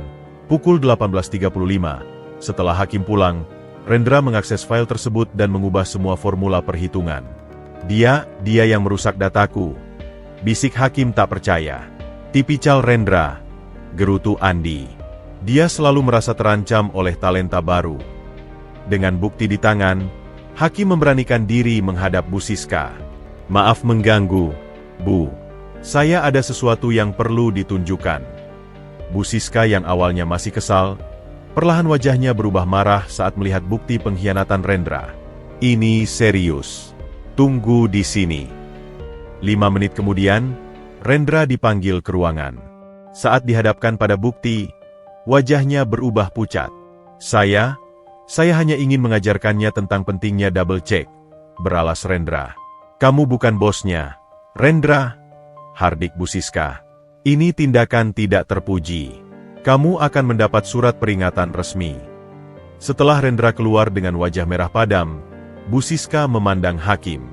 Maafkan saya yang terlalu cepat menghakimi. Kamu menunjukkan ketelitian dan keberanian yang impresif. Malam itu, Hakim pulang dengan pelajaran berharga. Dunia korporat ternyata tidak hanya tentang kompetisi sehat, tapi juga pertarungan terselubung yang mematikan. Dan hari ini, ia baru saja memenangkan pertempuran pertamanya. Kantor divisi pemasaran pagi itu dihiasi oleh keheningan yang tegang. Sejak insiden presentasi gagal, suasana antara Hakim dan Rendra berubah menjadi perang dingin yang nyaris terlihat oleh semua orang. Surat peringatan yang diterima Rendra dari HRD tidak membuatnya jera, justru menjadi bensin yang menyulut api dendam lebih besar dalam hatinya. Dengar-dengar, si kampungan itu dapat proyek kecil untuk promosi produk baru. Bisik Rendra kepada sekelompok rekan yang biasanya berkumpul di area merokok. Padahal belum sebulan di sini. Jelas-jelas karena hubungan khusus dengan bos besar. Salah satu rekan, Ari, mengangguk skeptis. Tapi kan dia bisa membuktikan kalau kamu yang merusak datanya, Ren. Mungkin dia memang punya kemampuan. Rendra mengepalkan tangan. Kemampuan? Dia bahkan tidak bisa operasikan PowerPoint dengan lancar. Itu semua karena Pak Ridwan kasihan padanya. Ia menghisap rokok dalam-dalam. Kalian tahu tidak? Katanya dia ditemukan tergeletak di jalan seperti sampah. Dikasihani lalu dibawa ke sini. Desas-desus mulai menyebar dengan cepat bak virus di seluruh lantai 15. Setiap kali Hakim berjalan di koridor, ia merasakan tatapan aneh dan bisikan-bisikan yang berhenti saat ia mendekat. Bahkan di lift, orang-orang yang biasanya ramah kini menghindari kontak mata. Jangan dengarkan mereka, nasihat Andi saat mereka makan siang di kantin. Rendra memang terkenal jahat kalau sudah merasa terancam. Tapi hari itu, rumor yang disebarkan Rendra mencapai level baru. Saat coffee break, Hakim mendengar percakapan dari balik partisi kubikel. Dan kata Rendra, dia itu anak tidak sah Pak Ridwan dari selingkuhan lama. Makanya dibawa ke sini dan dapat perlakuan spesial. Bisik seorang staf wanita. Yang lain menjawab, wah, pantas saja. Tapi mukanya tidak mirip sama sekali ya. Hakim merasa seperti ditampar. Darahnya mendidih. Tapi ia mengingat nasihat Pak Ridwan untuk selalu menjaga profesionalisme. Dengan tangan gemetar, ia memasukkan koin ke mesin kopi dan kembali ke mejanya. Masalah semakin menjadi ketika sore hari, Bu Siska memanggil Hakim ke ruangannya. Wajahnya terlihat serius. Hakim, ada beberapa keluhan dari tim tentang performamu. Ia menghela napas. Mereka bilang kamu sering minta bantuan untuk hal-hal dasar, dan itu mengganggu produktivitas mereka. Hakim terkejut. Tapi Bu, saya hanya minta tolong pada Andi, dan itu pun di luar jam kerja. Selama jam kerja, saya selalu berusaha mandiri. Bu Siska mengangguk pelan. Saya percaya padamu. Tapi di dunia kerja, persepsi seringkali lebih kuat dari fakta. Ia menatap Hakim dengan iba. Mungkin kamu perlu bekerja lebih keras lagi untuk membuktikan diri. Sepanjang perjalanan pulang, kata-kata Bu Siska terus terngiang di telinga Hakim. Ia menyadari bahwa pertempuran di dunia korporat tidak hanya tentang menyelesaikan pekerjaan dengan baik, tapi juga tentang membangun pertahanan terhadap serangan yang tak terlihat. Keesokan harinya, situasi semakin memanas. Saat Hakim hendak menggunakan printer, ia menemukan dokumen yang baru saja dicetak berisi analisis performa karyawan magang. Namanya berada di posisi terbawah dengan catatan, memerlukan bantuan ekstra dalam operasional dasar. Diragukan mampu bertahan. Tanpa nama penulis. Tapi hakim tahu pasti siapa dalangnya. Kali ini, ia memutuskan untuk tidak tinggal diam. Dengan dokumen tersebut di tangan, ia langsung menuju ruang Rendra. "Kita perlu bicara," kata hakim dengan suara tegas yang mengejutkan bahkan dirinya sendiri. Rendra yang sedang asyik berbicara di telepon, meletakkan receivernya. "Ada apa?" "Saya sibuk." Hakim melemparkan dokumen itu ke meja Rendra. "Ini pekerjaanmu, bukan?" Rendra menyunggingkan senyum sinis. "Oh, itu laporan objektif untuk HRD. Semua data bisa dipertanggungjawabkan." "Objektif?" Hakim menahan amarahnya. "Kamu bahkan tidak pernah bekerja langsung dengan saya. Dan penyebaran rumor bahwa saya anak tidak sah Pak Ridwan, itu sudah melampaui batas." Beberapa rekan kerja mulai memperhatikan pertengkaran mereka. Rendra berdiri, mencoba mengambil posisi dominan. "Kalau tidak terima, laporkan saja. Tapi ingat, saya di sini sudah 3 tahun. Kamu belum sebulan." Pertengkaran mereka terhenti ketika tiba-tiba suara familiar terdengar. "Ada masalah apa di sini?" Pak Ridwan berdiri di pintu divisi pemasaran. Wajahnya berkerut melihat kerumunan yang terbentuk. Semua orang langsung bubar dan pura-pura sibuk dengan pekerjaan mereka. Rendra langsung berubah sikap. "Tidak ada masalah, Pak. Hanya diskusi kecil tentang pekerjaan." Hakim mengambil napas dalam. "Maaf mengganggu, Pak. Tapi memang ada masalah yang perlu diselesaikan." Pak Ridwan memandangi mereka berdua bergantian. "Rendra, kembali ke pekerjaanmu. Hakim, ikut saya." Di dalam lift menuju lantai eksekutif, Hakim merasa campur aduk antara lega dan cemas. "Maaf, Pak. Saya tidak bermaksud membuat keributan." "Jangan khawatir," kata Pak Ridwan. "Saya tahu persis apa yang terjadi. Di perusahaan sebesar ini, selalu ada politik kantor." Ia menekan tombol lantai 25. "Tapi saya tidak menyangka Rendra berani menyebarkan rumor pribadi." Mereka masuk ke ruang kerja mewah Pak Ridwan. "Duduklah," ujarnya sambil menunjuk sofa kulit. "Pertama, tentang rumor itu sangat tidak benar dan akan saya tangani. Kedua," ia menatap hakim dalam-dalam, "ini adalah ujian bagimu. Bagaimana kamu menghadapi tekanan akan menentukan sejauh apa kamu bisa berkembang di sini." Hakim mengangguk, mencerna setiap kata. "Tapi Pak, bagaimana cara melawan sesuatu yang tidak terlihat seperti rumor dan fitnah?" Pak Ridwan tersenyum kecil. "Dengan karya, dengan prestasi. Suatu saat nanti, prestasimu akan berbicara lebih keras dari semua fitnah itu." Ia berdiri dan berjalan ke jendela. "Tapi untuk saat ini, saya akan pindahkan kamu ke divisi lain untuk sementara. Biar Rendra dan yang lain sadar bahwa kamu tidak bergantung pada siapa-siapa." Ketika hakim keluar dari ruangan itu, ia merasa lebih ringan. Musuh mungkin tak terlihat, tapi setidaknya sekarang ia tahu bahwa ada yang mempercayainya. Dan kadang, itu saja sudah cukup untuk melanjutkan pertempuran. Malam itu, hakim duduk sendirian di kamar kosnya yang sederhana.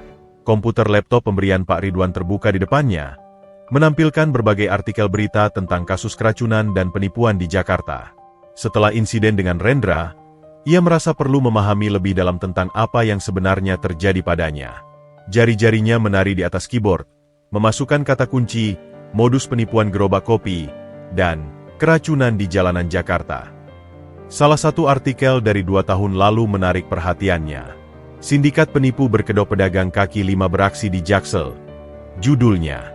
Korban pertama yang disebutkan adalah seorang mahasiswa yang keracunan setelah minum jus dari gerobak dadakan. Polisi menduga ada sindikat terorganisir yang menargetkan anak-anak muda yang baru merantau. "Persis seperti yang terjadi padaku," gumam hakim sambil terus menggulir layar. Tiba-tiba, ponselnya berdering. "Hakim, ini Dokter Andi dari rumah sakit. Ada waktu untuk mampir besok? Polisi membutuhkan keterangan tambahan tentang kasusmu." Keesokan harinya, hakim menemui Dokter Andi di ruangannya. Seorang penyidik berpakaian preman sudah menunggu. Saya Inspektur Bimo dari Polda Metro Jaya. Perkenal pria itu sambil mengulurkan kartu identitas. Kami sedang menyelidiki jaringan sindikat penipuan yang diduga melakukan praktik serupa di berbagai lokasi. Hakim duduk dengan perasaan campur aduk. Apa yang bisa saya bantu, Pak? Inspektur Bimo mengeluarkan beberapa foto dari tasnya. Apakah Anda mengenali salah satu dari wajah-wajah ini? Hakim memeriksa satu persatu foto-foto itu. Hingga ia tiba pada foto ketiga. Wajah Sari yang tak mungkin ia lupakan, meski dalam foto itu penampilannya sedikit berbeda. Ini dia, Sari, penjual kopi yang meracuni saya. Inspektur Bimo mengangguk serius. Nama aslinya Sariem, tapi dia menggunakan berbagai nama samaran. Kami sudah melacak pergerakannya selama 6 bulan terakhir. Jadi dia bagian dari sindikat? Tanya Hakim tak percaya. Lebih dari itu, sahut Inspektur. Dia salah satu pentolan. Sindikat ini sangat terorganisir, memiliki lebih dari 20 anggota yang beroperasi di berbagai titik strategis. Dr. Andi menambahkan, dari hasil tes toksikologi, racun yang digunakan padamu adalah campuran khusus yang dirancang untuk membuat korban tidak sadar dalam hitungan menit, tapi tidak langsung mematikan. Kenapa? Tanya Hakim bingung. Karena tujuan mereka bukan membunuh, tapi merampok, jelas Inspektur Bimo. Mereka ingin korban tetap hidup agar tidak menarik perhatian berlebihan. Setelah korban tak sadarkan diri, mereka mengambil semua barang berharga, lalu pura-pura menolong dengan memanggil taksi atau membawa ke rumah sakit. Hakim mengingat kembali kejadian itu. Tapi, saya ditinggalkan begitu saja di jalan. Itu yang membuat kasusmu menarik, kata Inspektur. Biasanya mereka punya protokol ketat. Tapi hari itu, ada sesuatu yang membuat Sari panik dan kabur begitu saja. Malam harinya, Pak Ridwan mengundang Hakim makan malam di rumahnya. Inspektur Bimo sudah menghubungi saya, ujarnya sambil menuangkan teh untuk Hakim. Ternyata sindikat ini lebih besar dari yang kita duga. Mereka duduk di balkon apartemen mewah yang menghadap langsung ke pusat kota. Lampu-lampu Jakarta berkelap-kelip di bawah, menciptakan pemandangan yang kontras dengan kegelapan yang sedang mereka bahas. Ada apa, Pak? Tampaknya Bapak punya sesuatu yang belum disampaikan, tanya Hakim penasaran. Pak Ridwan menghela napas. Penyelidikan internal perusahaan menemukan ada kebocoran data. Ia mengambil dokumen dari meja. Seseorang dari dalam grup Ridwan memberikan informasi tentang pergerakan karyawan baru kepada pihak luar. Hakim membeku. Apa maksud Bapak? Kamu bukan korban acak, Hakim. Mereka memang menargetmu, jelas Pak Ridwan dengan suara serius. Seseorang memberitahu mereka bahwa ada karyawan baru yang lemah, mudah percaya, dan sedang dalam keadaan finansial sulit. Tapi, siapa yang akan melakukan hal seperti itu? Kami masih menyelidiki, jawab Pak Ridwan. Tapi yang jelas, ini berkaitan dengan upaya pengambil alihan perusahaan yang sedang saya hadapi. Mereka ingin melemahkan saya dengan menyerang orang-orang di sekitar saya. Hakim terdiam, mencerna informasi yang mengejutkan ini. Jadi, saya hanya bidak dalam permainan besar. Tidak, sanggah Pak Ridwan tegas. Kamu adalah bukti bahwa ada pihak yang tidak segan menyakiti orang tak bersedia untuk mencapai tujuannya. Dan itu membuat kita harus lebih berhati-hati. Keesokan harinya di kantor, Hakim mendapat kejutan lain. Andi menghampirinya dengan wajah pucat. Kamu dengar kabar? Rendra dipecat pagi ini. Kenapa? Tanya Hakim terkejut. Katanya terkait dengan kebocoran data ke pihak luar. Tapi yang aneh, Andi menurunkan suaranya. Dia tidak protes sama sekali. Seperti sudah menduga akan dipecat. Sore itu, ketika Hakim hendak pulang, sebuah mobil hitam tanpa plat nomor berhenti di depannya. Jendela terbuka, memperlihatkan wajah yang tak asing lagi. Sari? Gumam Hakim tak percaya. Wanita itu tersenyum sinis. Halo, Hakim. Lama tidak berjumpa. Suaranya berbeda, lebih percaya diri dan penuh ancaman. Apa yang kau inginkan? Tanya Hakim sambil melirik sekeliling, berharap ada satpam atau rekan kerja di sekitar. Jangan khawatir, saya tidak akan membahayakanmu, ujar Sari. Saya hanya ingin menyampaikan pesan. Katakan pada Pak Ridwan untuk menghentikan penyelidikannya. Atau, lain kali tidak akan berakhir dengan keracunan saja. Sebelum hakim sempat bereaksi, mobil itu melesat pergi. Ia berdiri terpaku, menyadari bahwa pertarungan ini jauh lebih besar dan berbahaya dari yang ia bayangkan. Jejak sindikat itu ternyata mengarah langsung ke kehidupan barunya, dan ancaman itu belum benar-benar berakhir. Hujan mengguyur Jakarta sore itu, menciptakan genangan air di aspal dan atap seng kamar kos hakim. Ia duduk termenung di depan laptopnya, mata tertuju pada saldo rekening bank yang nyaris habis. Gaji magangnya yang sebenarnya cukup untuk hidup sederhana di Jakarta, ternyata tidak cukup untuk membiayai pengobatan ayahnya di desa. Telepon dari ibunya tadi pagi masih terngiang di telinganya. "Pak, obatnya saja sehari 100.000, Hakim. Belum lagi biaya kontrol ke dokter spesialis di Surabaya." Suara ibunya yang biasanya tegar, kali ini terdengar rapuh. "Ayahmu semakin lemah. Nak, dokter bilang harus operasi kecil, tapi biayanya." Hakim menutup laptop dengan keras, bangkit dan berjalan mondar-mandir di kamar sempitnya. Dinding yang lembab akibat rembesan air hujan seakan menceminkannya. Ia menghitung ulang pengeluarannya. Sewa kamar, makan sederhana, transportasi, dan uang yang ia kirim ke orang tua. Tidak ada ruang untuk pengobatan yang lebih besar. "Haruskah aku meminjam pada Pak Ridwan?" gumamnya pada diri sendiri. Tapi harga dirinya menolak. Ia sudah terlalu banyak berhutang budi pada pria itu. Keesokan harinya di kantor, beban itu semakin terasa. Hakim yang biasanya fokus kini sering terlihat melamun. Beberapa kali ia membuat kesalahan kecil dalam input data, sesuatu yang tidak pernah terjadi sebelumnya. "Anda baik-baik saja?" tanya Bu Siska saat memanggilnya ke ruangan. "Laporanmu kemarin ada beberapa kesalahan. Tidak seperti biasanya." Hakim menghela napas. "Maaf, Bu. Ada sedikit masalah keluarga. Tapi tidak akan terulang lagi." Sepulang kerja, Andi mengajaknya minum kopi. "Aku perhatikan akhir-akhir ini kamu seperti ada beban berat. Ada yang bisa kubantu?" Dengan suara berat, Hakim bercerita tentang kondisi ayahnya. "Operasi kecilnya butuh 15 juta, Andi. Aku tidak punya tabungan sebanyak itu." Andi menggeleng. "Kenapa tidak bicara pada Pak Ridwan? Pasti dia mau membantu." "Tidak," tolak Hakim tegas. "Aku sudah terlalu banyak merepotkannya. Lagi pula, aku tidak ingin dilihat sebagai beban." Malam itu, keputusasaan memuncak. Hakim membuka aplikasi pinjaman online yang sering ia lihat iklannya. Bunga yang tinggi dan cerita horor tentang debt collector tidak lagi menakutkan dibandingkan pikirannya tentang ayahnya yang semakin sakit. Tapi jarinya terhenti sebelum menekan tombol pengajuan. "Apa ayah akan bangga jika tahu aku meminjam dengan cara seperti ini?" batinnya. Keesokan pagi, ia memutuskan untuk menemui Pak Ridwan. Tapi bukan untuk meminjam uang. "Pak, saya mohon izin untuk cuti seminggu," pinta Hakim dengan suara bergetar. "Ayah saya sakit keras di desa. Saya ingin menjenguknya." Pak Ridwan memandangnya dengan tatapan tajam. "Apa hanya itu yang ingin kamu katakan?" Hakim menunduk. "Iya, Pak. Kamu yakin tidak perlu bantuan finansial? Saya tahu biaya pengobatan tidak murah."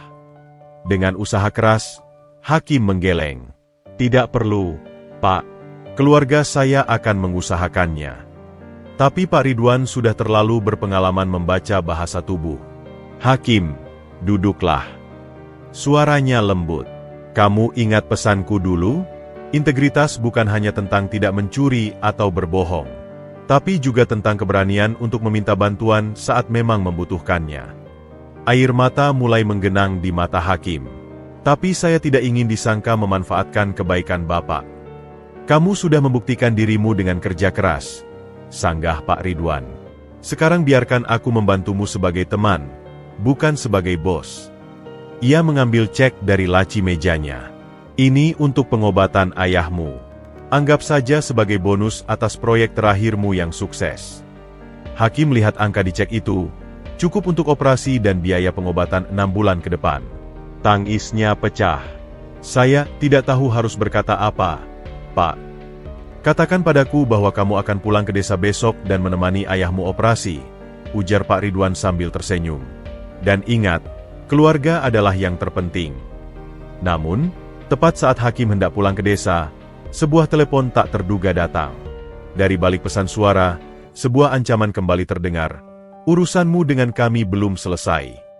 Suara itu sama dengan yang ia dengar dari mobil hitam beberapa waktu lalu. Hakim berdiri terpaku, di antara keputusan untuk pulang menjenguk ayahnya yang sakit dan ketakutan akan ancaman yang masih membayangi. Tekanan datang dari segala sisi, dan ia harus memilih prioritasnya. Hakim memutuskan untuk tetap pulang ke desa, meski ancaman misterius masih membayangi.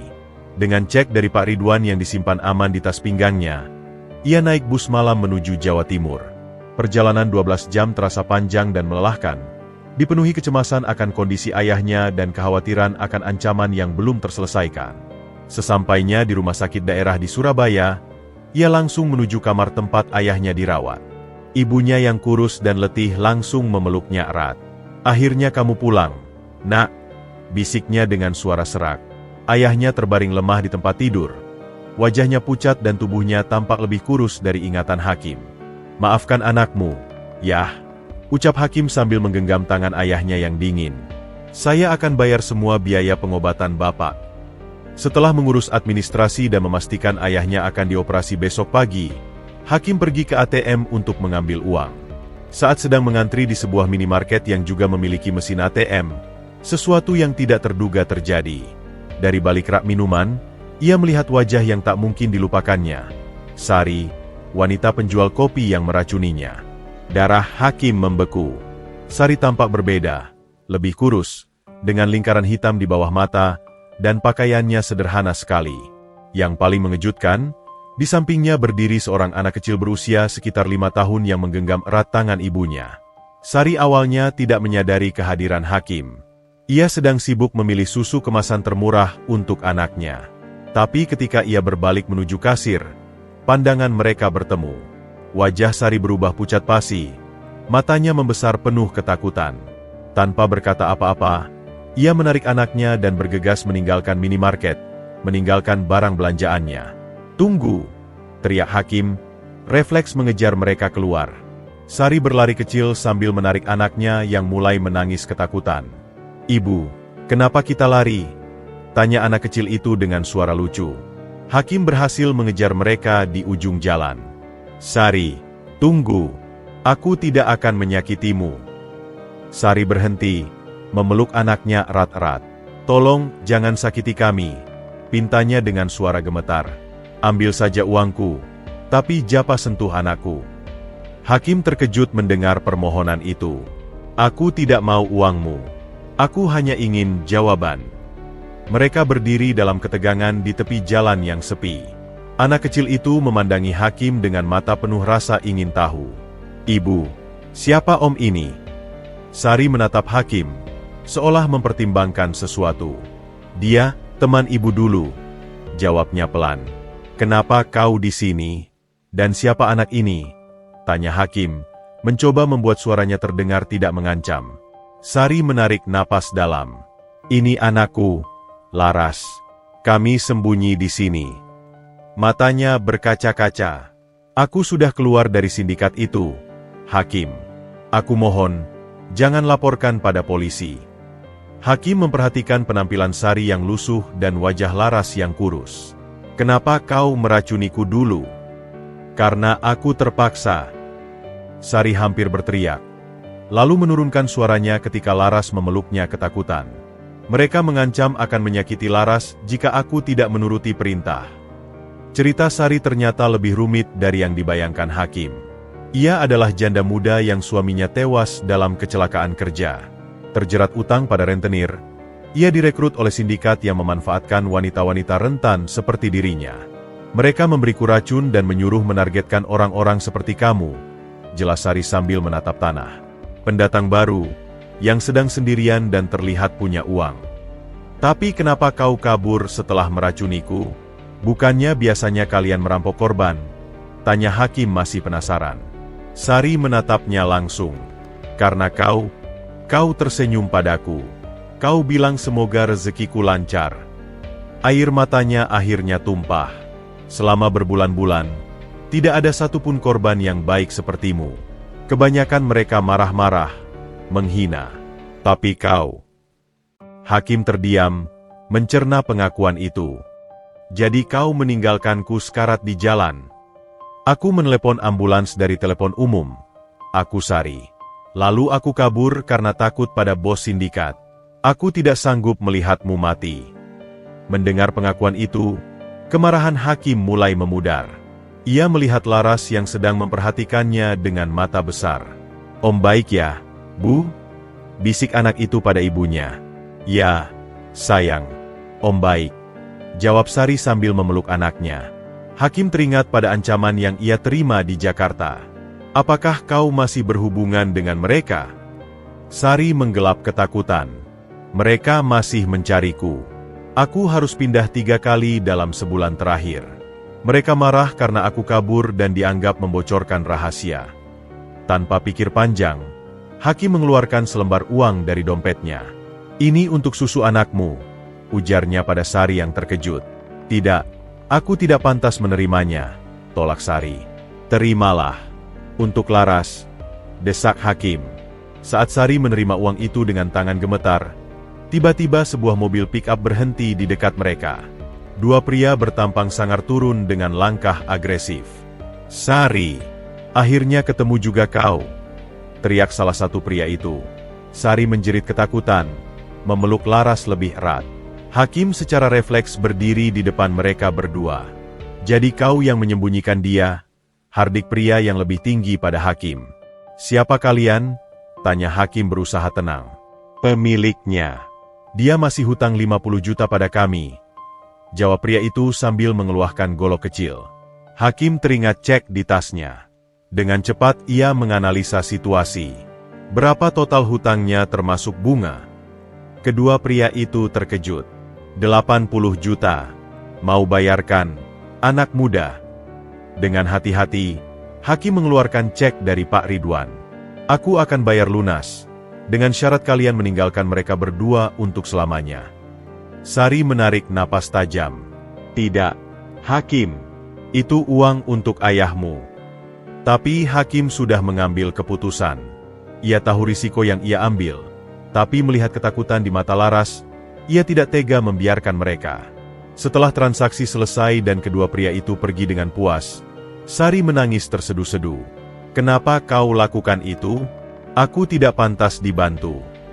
Karena setiap orang berhak mendapat kesempatan kedua, jawab Hakim, mengulang kata-kata Pak Ridwan. Seperti yang pernah diberikan padaku. Pertemuan tak terduga ini meninggalkan bekas mendalam pada Hakim. Ia kembali ke rumah sakit dengan kantong kosong, tapi hati yang penuh pertanyaan baru. Dan satu keyakinan, bahwa kebenaran selalu memiliki banyak sisi, dan terkadang, musuh terbesar kita mungkin juga adalah korban dari sistem yang lebih kejam. Hakim berdiri terpaku di depan rumah sakit, menyaksikan mobil pick-up membawa kedua debt collector itu pergi. Di tangannya sekarang hanya tersisa selembar kertas cek yang sudah tidak bernilai. Sementara di depannya, Sari dan Laras masih terduduk lemas di trotoar. Wajah mereka pucat oleh rasa takut dan kelegaan yang bercampur aduk. Kenapa? Kenapa kau lakukan itu? Bisik Sari, suaranya parau oleh tangis. Itu uang untuk pengobatan ayahmu. Hakim mengambil napas dalam. Ayahku pasti akan mengerti. Ia menunduk, memandangi Laras yang masih memeluk erat ibunya. Anak kecil tidak seharusnya hidup dalam ketakutan seperti ini. Tapi realita segera menghantam. Ketika Hakim kembali ke kamar ayahnya, ia harus menghadapi kenyataan pahit bahwa operasi besok harus dibatalkan karena ketiadaan biaya. Ibunya menatapnya dengan mata berkaca-kaca. Katakan sejujurnya, Nak, uangnya hilang kemana? Tanya ibu dengan suara lembut namun penuh kekhawatiran. Dengan berat hati, Hakim menceritakan semua yang terjadi. Ibunya terdiam sejenak, lalu memeluknya erat. Kau melakukan hal yang benar, Nak. Tapi sekarang kita harus mencari solusi lain. Malam itu, saat Hakim membantu membersihkan dompet Sari yang terjatuh dalam pelarian tadi, sesuatu menarik perhatiannya. Sebuah kartu akses parkir bertuliskan, Grup Ridwan, Basement Level 3, terselip di antara beberapa lembar uang receh. Sari, dari mana kau dapat ini? Tanya Hakim sambil menunjukkan kartu itu. Sari terkejut. Itu peninggalan terakhir suamiku. Dia dulu bekerja sebagai sopir di perusahaan itu sebelum kecelakaan. Tapi yang lebih mengejutkan adalah ketika Hakim membuka lipatan dompet itu lebih dalam, ia menemukan foto Sari muda berdampingan dengan seorang pria yang tak asing baginya. Rendra, staf yang telah dipecat dari grup Ridwan. Siapa pria dalam foto ini? Tanya Hakim mencoba menyembunyikan gejolak dalam hatinya. Sari menunduk. Wajahnya berkerut oleh emosi. Itu kakak kandung suamiku. Tapi kami sudah tidak berhubungan sejak dia terlibat dalam bisnis kotor. Puzzle mulai tersusun dalam pikiran Hakim. Apakah namanya Rendra? Sari mengangkat kepala dengan cepat. Matanya penuh ketakutan. Kau kenal dia? Tolong, jangan katakan padanya di mana kami berada. Dia yang memasukkan aku ke dalam sindikat itu setelah suamiku meninggal. Keesokan paginya, dengan bekal informasi baru ini, Hakim menelepon Pak Ridwan. Maaf mengganggu, Pak. Tapi saya menemukan sesuatu yang penting. Tentang uang untuk operasi ayahmu. Jangan khawatir. Saya sudah transfer langsung ke rekening rumah sakit. Sahut Pak Ridwan sebelum Hakim sempat menjelaskan. Sekarang, apa yang ingin kamu sampaikan? Dengan detail, Hakim menceritakan pertemuannya dengan Sari dan hubungannya dengan Rendra. Saya pikir Rendra adalah dalang dari semua ini, Pak. Dia menggunakan sindikat itu untuk menyerang perusahaan dari dalam. Pak Ridwan terdiam sejenak. Ini informasi yang sangat berharga, Hakim. Tapi kita butuh bukti lebih kuat. Bisakah kamu membujuk Sari untuk bersaksi? Sore harinya, Hakim kembali menemui Sari dan Laras di penginapan murah tempat mereka menginap. Kondisi mereka memprihatinkan. Kamar pengap dengan ventilasi buruk. Dan hanya ada beberapa bungkus mie instan sebagai persediaan makanan. Sari, aku butuh bantuanmu, ucap Hakim setelah menjelaskan situasinya. Rendra dan sindikat ini harus dihentikan sebelum ada lagi korban. Sari menggeleng ketakutan. Aku tidak bisa. Mereka akan membunuh kami. Laras yang mendengar percakapan itu memeluk ibunya lebih erat. Tapi jika tidak dihentikan, akan ada lebih banyak orang seperti kita yang menjadi korban. Bujuk Hakim lembut. Orang-orang yang hanya ingin berbuat baik, tapi malah dirugikan. Air mata menetes di pipi Sari. Aku punya buku catatan kecil. Berisi semua transaksi dan nama-nama yang terlibat. Tapi aku sembunyikan di tempat yang aman. Malam itu, dengan petunjuk dari Sari, Hakim menemukan buku catatan itu tersembunyi di dalam loker sebuah stasiun kereta. Isinya membuatnya bergidik. Tidak hanya berisi catatan tentang korban-korban yang telah diracuni, tapi juga dokumen transfer dana dari beberapa perusahaan saingan grup Ridwan.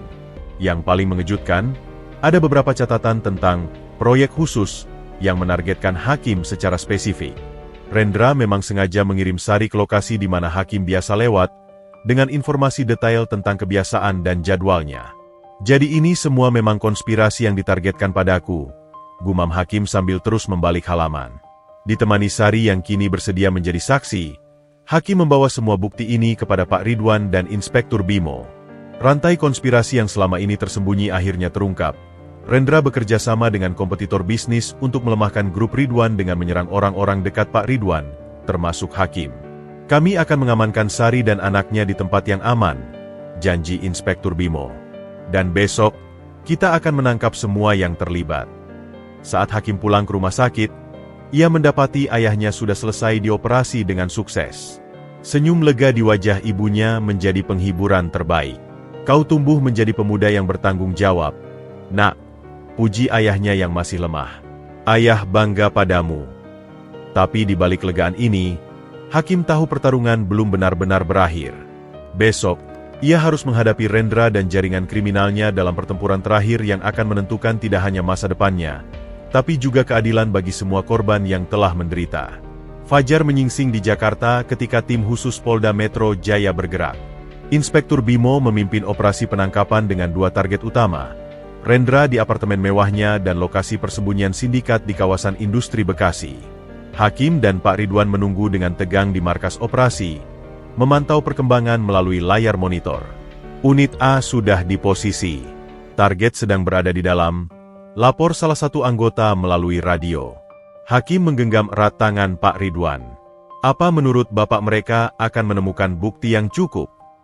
Buku catatan Sari sudah cukup kuat, Nak. Tapi kita butuh pengakuan Rendra untuk mengungkap seluruh jaringan. Jawab Pak Ridwan sambil tak lepas memandangi layar. Di apartemen Rendra, situasi berkembang tak terduga. Saat polisi membuka pintu, mereka menemukan Rendra sudah tewas terbaring di lantai dengan luka tusuk di dada. Komputer dan dokumen penting telah dihancurkan. Korban sudah meninggal, diperkirakan 2 jam yang lalu. Lapor Inspektur Bimo melalui telepon. Ada yang mendahului kita. Pak Ridwan berdiri dengan wajah pucat. Berarti ada mole di dalam tim kita. Seseorang yang memberitahu rencana penangkapan ini. Kekacauan semakin menjadi ketika laporan dari unit di Bekasi datang. Lokasi persembunyian sindikat sudah kosong. Hanya tersisa beberapa dokumen yang setengah terbakar. Hakim merasa dunia berputar. Bagaimana mungkin mereka tahu? Hanya kita berempat yang tahu rencana ini. Saya, Bapak, Inspektur Bimo, dan Sari. Mata Pak Ridwan berbinar. Sari, di mana dia sekarang? Dengan cepat mereka menghubungi Cafe House tempat Sari dan Laras disembunyikan. Penjaganya melaporkan bahwa Sari masih ada di dalam bersama anaknya.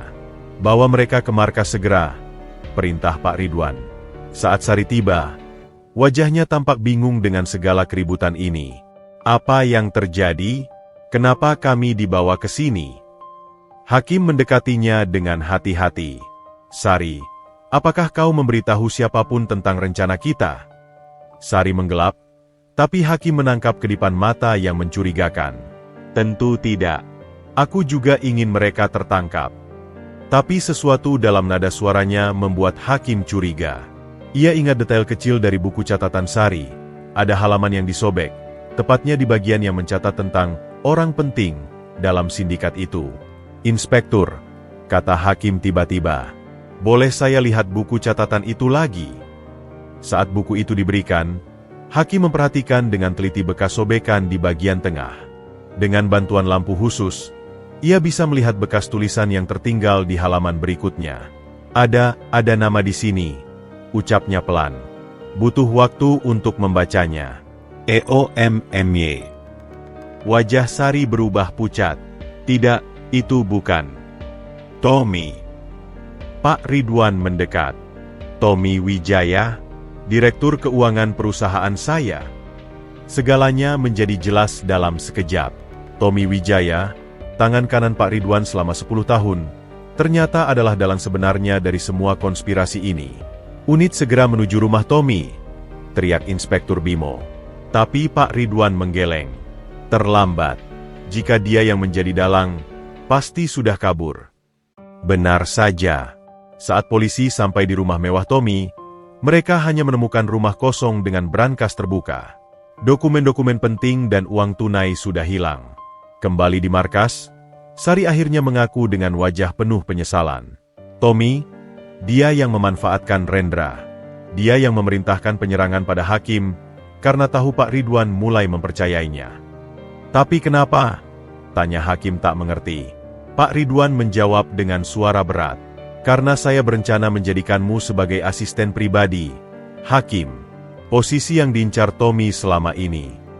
Sari menangis terseduh-seduh. Dia mengancam akan menyakiti Laras jika aku tidak membantunya. Aku terpaksa memberitahu tentang rencana penangkapan malam ini.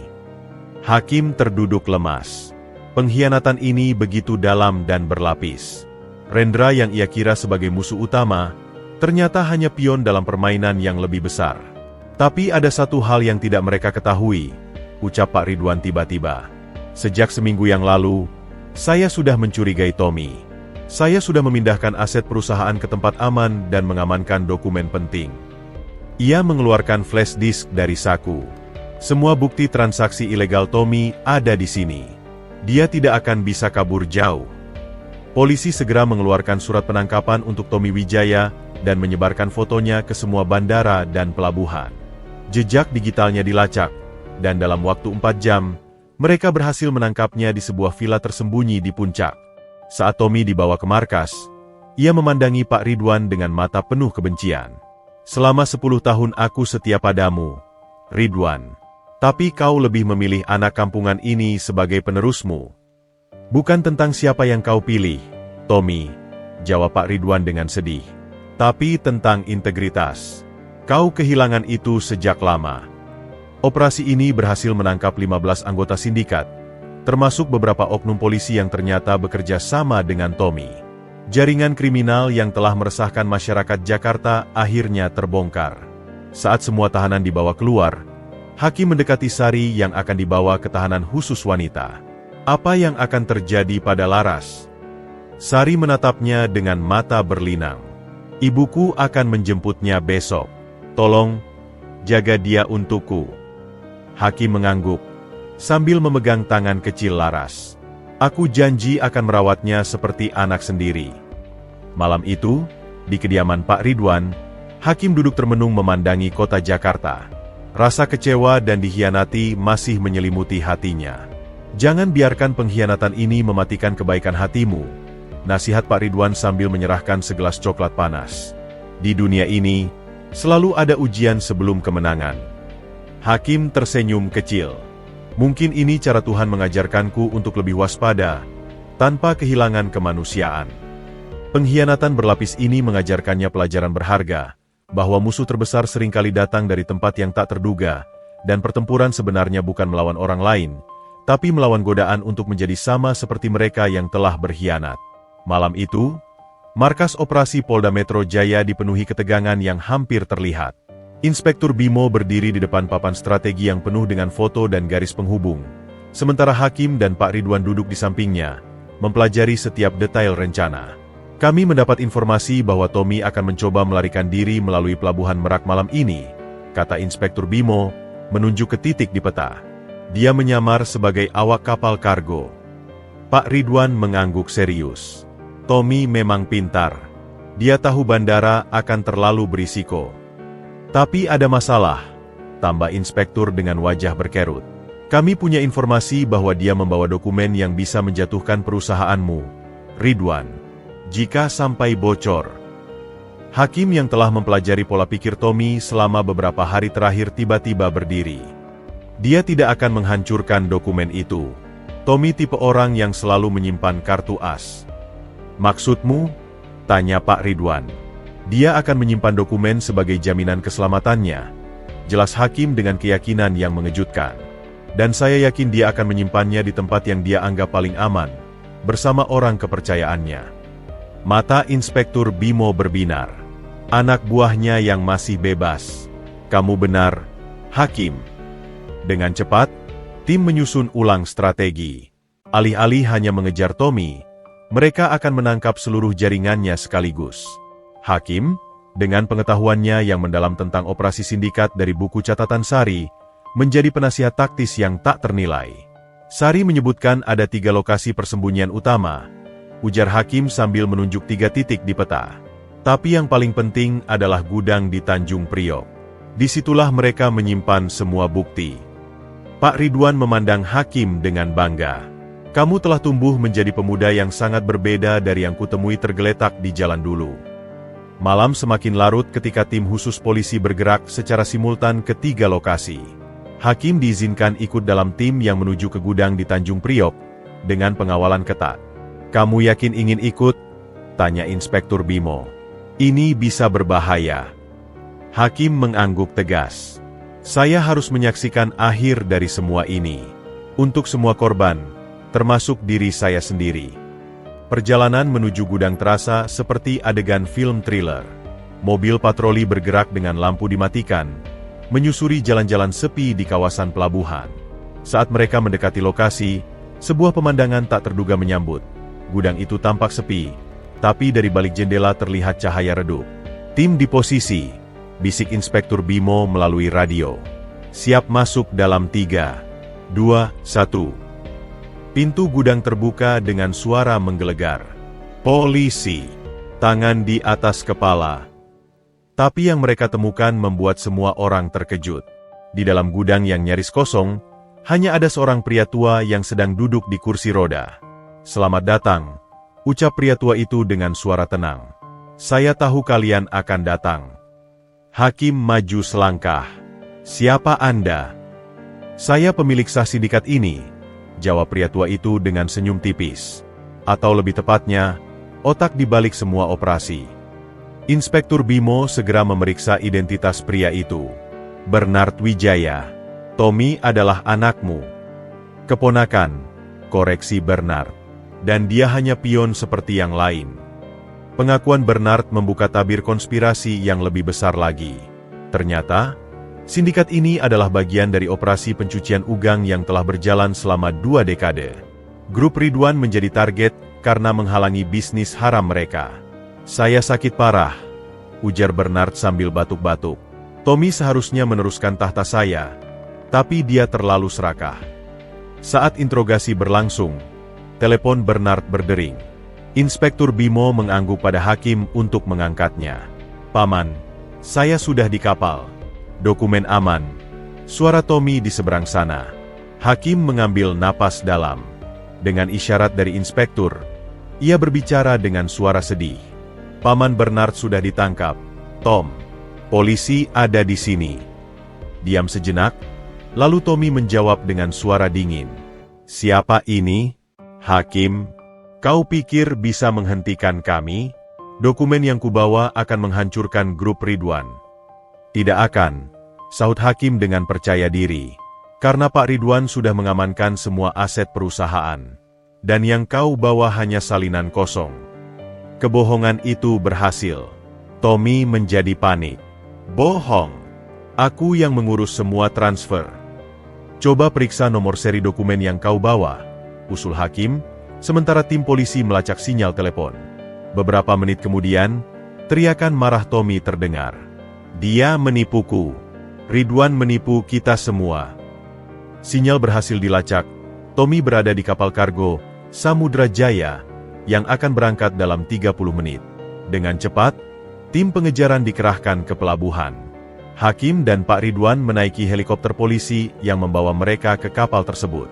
Pertemuan terakhir dengan Tommy terjadi di geladak kapal, dikelilingi oleh polisi bersenjata. Wajah Tommy penuh keputusasaan. "Selamat, Ridwan. Kau menang," ucap Tommy sambil melemparkan tas berisi dokumen. "Tapi ini belum berakhir." "Sudah cukup, Tommy," kata Pak Ridwan dengan suara berat. "Kita pernah seperti saudara. Apa yang membuatmu berubah?" "Keserakahanmu," hardik Tommy. "Kau selalu ingin yang terbaik, tapi tidak peduli pada kami yang membantumu." Hakim yang selama ini diam, tiba-tiba berbicara. "Saya berasal dari desa, Tommy. Hidup saya penuh kekurangan. Tapi saya belajar bahwa kesuksesan sejati bukan tentang seberapa banyak yang kita miliki, tapi tentang seberapa banyak yang bisa kita berikan pada orang lain." Kata-kata itu seakan meluluhkan pertahanan terakhir Tommy. Ia menyerah tanpa perlawanan lebih lanjut. Saat tangan Tommy diborgol, ia berpaling pada hakim. "Jangan jadi seperti kami, pemuda. Jagalah integritasmu." Operasi penangkapan ini berhasil menahan 23 orang, termasuk beberapa pejabat tinggi yang ternyata terlibat. Jaringan kriminal yang telah meresahkan masyarakat selama bertahun-tahun akhirnya ditumpas. Pulang dari pelabuhan, Hakim memandang matahari terbit yang mulai menyinari Jakarta. Perjalanan panjangnya dari pemuda desa yang nyaris tewas di jalanan, hingga menjadi bagian dari pengungkapan konspirasi besar, terasa seperti mimpi.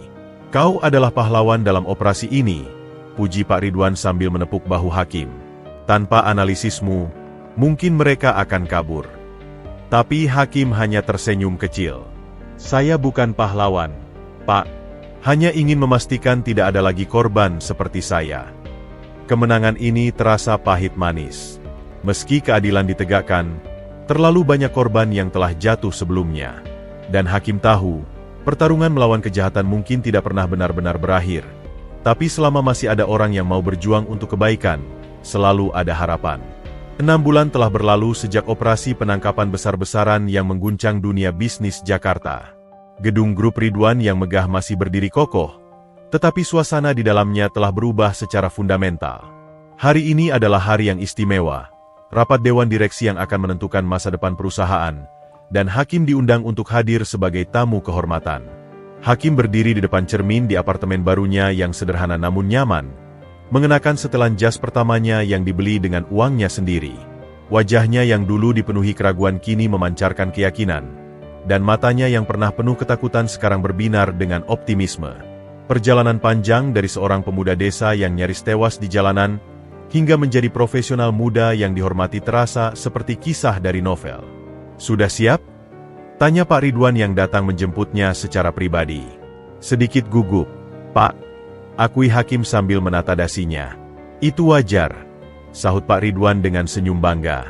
"Hari ini adalah hari yang penting bagimu." Perjalanan ke kantor diisi dengan pembicaraan tentang masa depan. Setelah kasus Tommy, perusahaan melakukan restrukturisasi total, jelas Pak Ridwan. "Kami membutuhkan pemikiran segar dan integritas yang tak tergoyahkan." Sesampainya di gedung, Hakim disambut dengan pengalaman yang jauh berbeda dari kedatangannya yang pertama.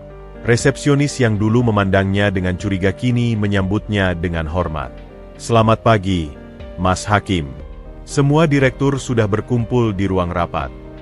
Di lift menuju lantai eksekutif, Pak Ridwan menepuk bahu Hakim. "Apapun yang terjadi nanti, ingatlah bahwa kamu telah membuktikan dirimu. Bukan hanya padaku, tapi pada semua orang." Pintu ruang rapat terbuka, memperlihatkan 10 direktur perusahaan yang semuanya memandang ke arah Hakim. Kursi di ujung meja panjang disediakan khusus untuknya. "Selamat datang, Hakim," sapa Direktur Utama, Bu Christina. "Kami telah mengamati perkembanganmu selama 6 bulan terakhir, dan hasilnya luar biasa." Hakim duduk dengan tenang, meski jantungnya berdebar kencang. "Terima kasih atas kesempatannya, Bu." Bu Christina melanjutkan, "Atas rekomendasi Pak Ridwan dan hasil evaluasi Dewan, kami ingin menawarkanmu posisi sebagai manajer program sosial perusahaan. Sebuah divisi baru yang kami bentuk khusus." Hakim terkejut. "Saya tidak menyangka. Bukankah saya masih terlalu muda untuk posisi manajer?" "Usia bukan ukuran," sahut Direktur Keuangan yang baru. "Kami membutuhkan seseorang dengan empati dan pengalaman nyata seperti kamu. Program ini tidak hanya tentang CSR biasa, tapi tentang menciptakan sistem yang bisa mencegah munculnya korban-korban seperti yang pernah kamu alami." Pak Ridwan mengambil alih pembicaraan. "Divisi ini akan menangani program beasiswa untuk anak-anak tidak mampu, pelatihan kewirausahaan untuk mantan narapidana, dan sistem pendampingan untuk pendatang baru di Jakarta." Mata Hakim berkaca-kaca. Ini seperti menjawab semua doa saya selama ini." "Ada satu hal lagi," tambah Bu Christina. "Kami juga mengalokasikan dana untuk membiayai pendidikan S1 MU. Kamu bisa memilih jurusan yang sesuai dengan passion MU." Rasa haru tak tertahankan lagi. Air mata bahagia mengalir di pipi Hakim. "Saya tidak tahu harus berkata apa. Terima kasih tidak akan cukup." Setelah rapat, Hakim menuju ke ruang kerjanya yang baru, sebuah ruangan dengan jendela besar yang menghadap ke kota. Di meja kerjanya sudah terdapat plakat kecil bertuliskan, "Hakim, SPD, Manajer Program Sosial." "Anda sudah sampai, Pak Manajer," ucap Andi yang kini menjadi asistennya, dengan senyum lebar. "Selamat." Hari itu juga, Hakim melakukan video call kepada orang tuanya di desa. "Ibu, Ayah, saya punya kabar baik." Dengan suara bergetar, ia menceritakan semua perkembangan terbarunya. Ibunya menangis bahagia, sementara ayahnya yang sudah sembuh total mengangguk bangga. "Kami selalu percaya padamu, Nak," kata ayahnya. "Tapi ingat, sehebat apapun posisimu, tetaplah rendah hati." Malam harinya, Pak Ridwan mengajak Hakim makan malam di restoran sederhana yang dulu sering ia kunjungi saat masih menjadi office boy. "Tempat ini mengingatkanku pada asal-usul," ujar Pak Ridwan. "Dan hari ini, aku ingin kamu berjanji padaku untuk tidak pernah melupakan dari mana kamu berasal." "Saya berjanji, Pak," jawab Hakim dengan sungguh-sungguh. "Posisi dan jabatan ini hanya alat untuk membantu lebih banyak orang." "Ada satu hal terakhir," ucap Pak Ridwan sambil mengeluarkan amplop. "Ini adalah surat pengampunan untuk Sari. Atas bantuannya mengungkap konspirasi besar, masa tahanannya dikurangi. Dan setelah bebas nanti, ada pekerjaan yang menunggunya di program rehabilitasi yang akan kamu pimpin." Hakim menerima amplop itu dengan perasaan lengkap. Lingkaran kehidupannya telah kembali penuh. Dari korban menjadi penyelamat, dari yang disakiti menjadi pemberi pengampunan. Saat ia pulang ke apartemennya, Hakim berdiri di balkon memandang kota Jakarta yang berkilauan. Ia teringat malam-malam dingin ketika ia tidur di perantoko, hari-hari ketika ia harus memilih antara makan atau naik angkot, dan detik-detik ketika ia nyaris meregang nyawa di trotoar. "Terima kasih, Tuhan," bisiknya. "Terima kasih untuk semua cobaan yang membuatku kuat, dan untuk semua berkat yang membuatku rendah hati." Esok pagi, ketika ia memasuki kantornya yang baru, ada secangkir kopi panas di meja kerja. Tapi kali ini, tidak ada racun di dalamnya, hanya harapan dan masa depan yang cerah. Hakim bukan lagi si pemuda miskin dari desa. Ia telah menjadi simbol harapan bagi semua orang yang berani bermimpi dan berjuang untuk perubahan.